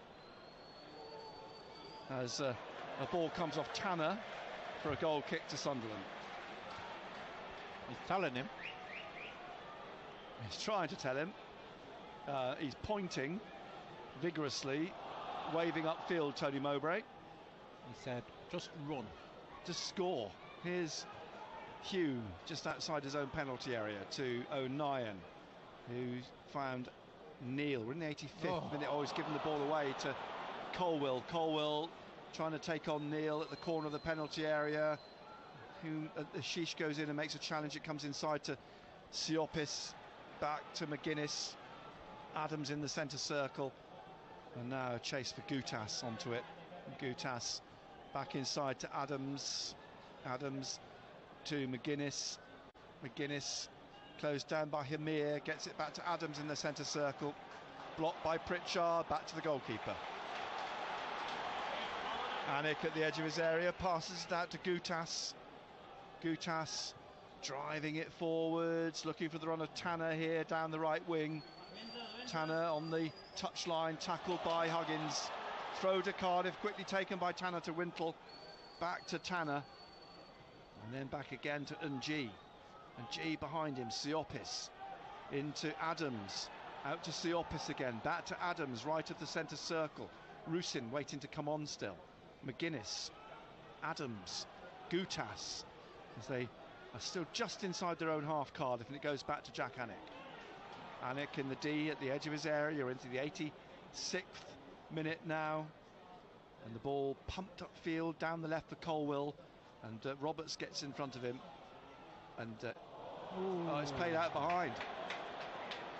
It wasn't Roberts, Hume, sorry. It's trying to get it back, Hume, to the keeper, but he knocked it behind for a corner to Cardiff. This is where you've got to concentrate, Nick.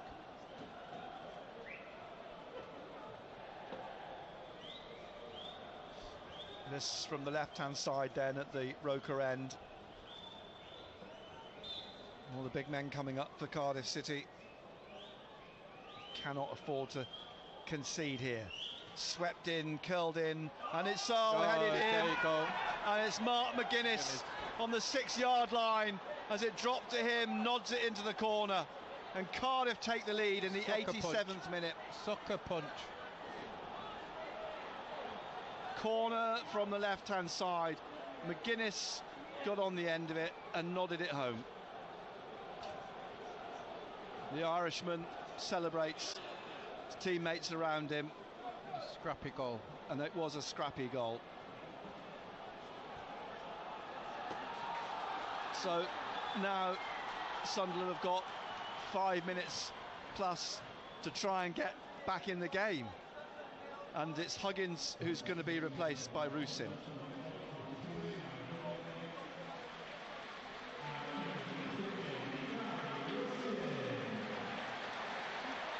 Well, what will they have to do is throw everything at it, won't they now? It was a soft goal to concede. Set piece goal. I thought Ballard was going to get to it first, but it dropped over him and McGuinness was there to nod it home from 6 yards, bottom right corner.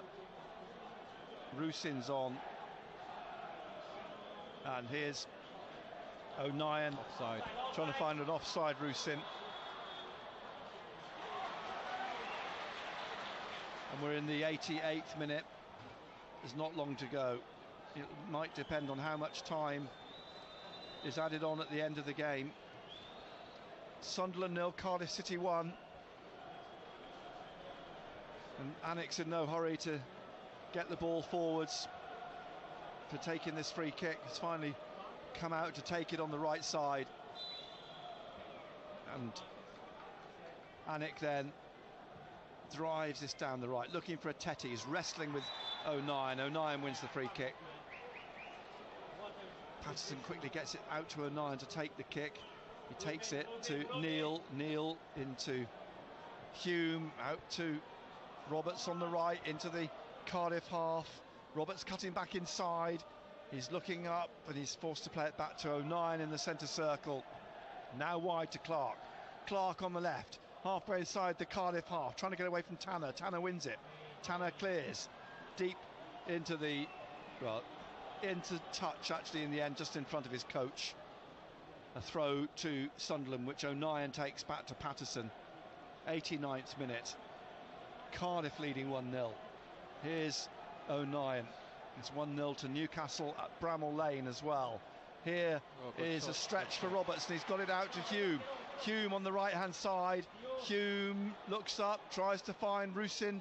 Rusin trying to flick it through for Roberts, but it's come back to McGuinness and off Rusin for a goal kick. And Cardiff will slow it down again. Question now is how much will be added on.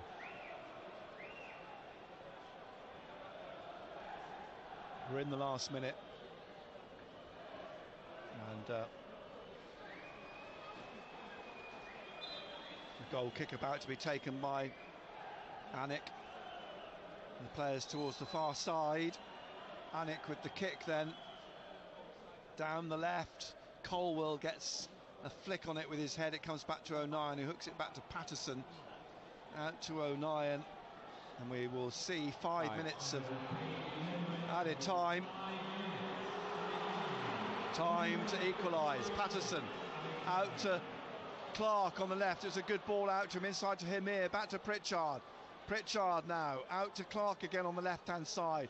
Clark trying to get down the left. He can't get it inside. It's stabbed away by Ng and hooked up here for Ateti on the break. But Patterson's had to come out and head it over Ateti down to Luke O'Nien, who squares it now to Ballard, and Ballard on up to halfway to Hume. Roberts wide. Roberts here on the touchline. Roberts back inside to O'Sheesh. O'Sheesh, Rusin's ahead of him, so is Hume, and so is Roberts, and he's going to go wide to Roberts. Roberts inside to O'Sheesh, but it's tapped away. It's going to fall for O'Sheesh in the middle. No, beaten to it though, and a break possibly for Cardiff on the right-hand side here. Down this right-hand wing is Tanner. He's going to be lashed at him by O'Nien. Tanner still has it, finds Wintle into the middle with Teti. He's trying to get it back out to the right. Comes back towards Hemir, who leaves it for Pritchard, and on the floor, foul on Rusin. And a free kick. Adams was the player who fouled him. Quickly taken by Rusin to Pritchard. And Pritchard out wide to Roberts into the second minute of added time. Roberts head down, trying to drill on here, trying to get on for Pritchard, lifting it over the top, and it's come through to Anik ahead of O'Sheesh. No. Just wouldn't fall. It's just not happening, Nick. No, it's not. And time is ebbing away, it's running out. A smash and grab in a way by Cardiff, that corner, which was probably arguably needlessly given away by Hume. Ball comes out for a throw, which O'Nien pretty much took on the run. Back to Patterson. Drills out through the middle to Hume, and out to Roberts on the right. Roberts now just in the Cardiff half. Hume in the middle. Hume is trying to get through, but blocked by Adams. Comes back to Ballard. Now down the right to Roberts again. Roberts taking on Colwell. It goes down the right wing. It's stayed in. Roberts onto it. He's got to take on Collins. Stabbed away by Collins. Good defending by Collins out again. to Colwell. Colwell now plays it into space on the right here for Tanner to run onto. He's got Wintle in the middle. Ateti there as well. Tanner rolling it through to Wintle. Wintle's low shot palmed away and behind by Patterson for a corner. Good save. Was a good save. That would have been it. They're in no rush to take this, that's for sure. So the referee indicating he's looking at his watch. and adding on time. Colwell is going to go down with Ateti to take the corner. But I think we'll get more than 5 minutes now. But Cardiff leading 1-0. Short corner, as you'd expect. Ball goes out for a Sunderland throw. We're in the 94th minute. It's taken quickly, back to O'Nien. He plays it to Patterson. Patterson passing it to Ballard. Ballard now out to Clark on this left-hand side. Clark cutting inside, still in his own half. Clark, he's got Neil to his right. Neil to Hume, and down the line to Roberts. Roberts, he's just in the Cardiff half. Back to Neil, likewise. Neil across to Ballard here. And they're looking at making a change, Cardiff, and trying to bring on Romeo as the ball played down to Roberts in the corner, and he's got Collins in front of him. Curls across towards Pritchard, who heads it in the air. Keeper comes out, catches it. And will Romeo get on? We're in the 95th minute. Keeper staying down at the moment, and now he's claiming he's hurt, and his knees hurt, and his hips hurt. Wintle's coming off, and Romeo's coming on.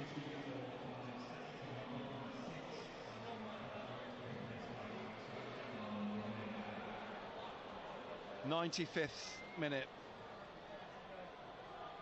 It's going to take something exceptional, I think, for Sunderland to find an equaliser in the game.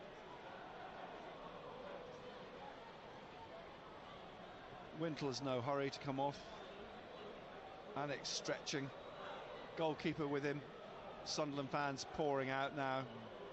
Leaving, resigned, I think, to possibly the inevitable. Yeah. The thing is what you take out of this game, Nick. Yeah, it's a disappointing result, but also it's a wake-up call in regards of teams coming to Stadium of Light. Yeah. And also about what we've got to do. You've got to concentrate for 90 minutes. You can't afford to give away, shall we say, silly free kicks or make mistakes, because you'll get punished. And that's what's happened. And that late in the game, it doesn't allow you the breathing space to try and come back, because here come Cardiff again in space. Tanner with just Patterson to beat, and he's put it over the bar. From 12 yards, only Patterson to beat. He's passed it over the bar. See what's happened now, Nick. Again, yes, we are chasing the game, but we're all over the place, aren't we? Yeah. And they are leaving the back door open. Here's Hamir in the centre circle to Neil. Clark on the left. We're about to get into the 97th minute here. Clark down the left of the penalty area, down to the byline almost, but a block by Adams. It comes out on the right here, cleared and put back down the left to Pritchard. Pritchard now with O'Nien on this left-hand side. It goes out for a throw to Sunderland on the left in the 97th minute. No, in fact, it's all over. Cardiff win by 1-0. The late goal, 87th minute, from a corner on the left. Mark McGuinness wasn't picked out, and he nodded home from 6 yards. It was a stalemate through the first half. A triple substitution made, bringing on Roberts, Hamir and Aushish. It seemed to open things up. It looked more promising for Sunderland. They did start to engineer a few better chances. A block from Roberts from 6 yards by Jack Anik. Aushish threw shot straight at Anik, but then that mistake by Trey Hume that allowed the corner, which led to the winning goal. That's right. And you look at the game, have we done enough to win the game? Yes, the goalkeeper's made 2 or 3 very, very good saves, but at the other end, we said it before a ball was kicked, Nick.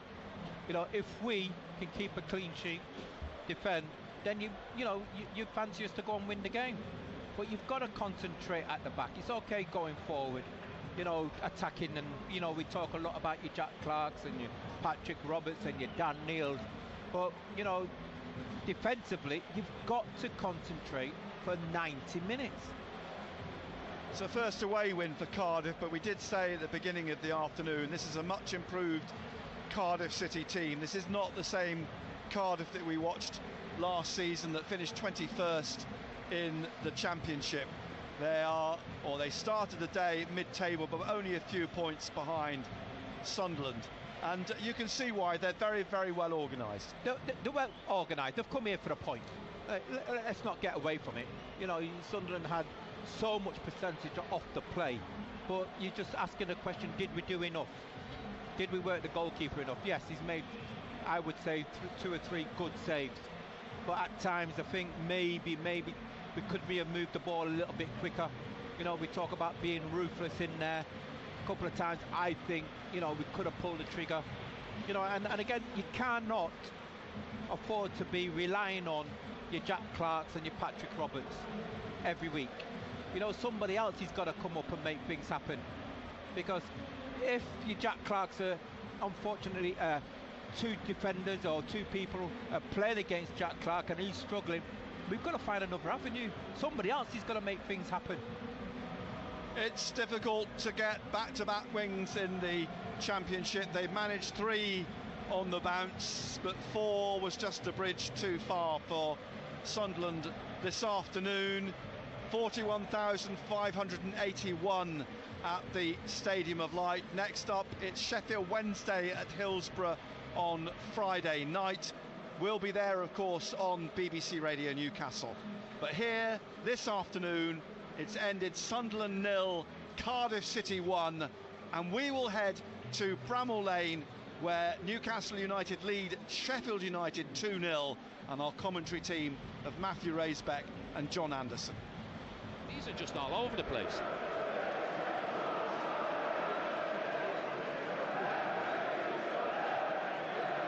And we welcome you if you're listening to BBC Radio Newcastle on DAB and Freeview. Newcastle 2-0 up at Sheffield United. Foul by Wilson on Egan from a long ball forwards. Geordie Joy in front of goal for Longstaff and Byrne. And Newcastle, John Anderson, completely on top. It's comfortable. Hey. Sheffield United have had a bit of a nightmare, really. I think that's an understatement. What's worse than a nightmare? Oh. I don't know what you could... Well, they're having a disaster in football terms on the pitch, aren't they? Because they have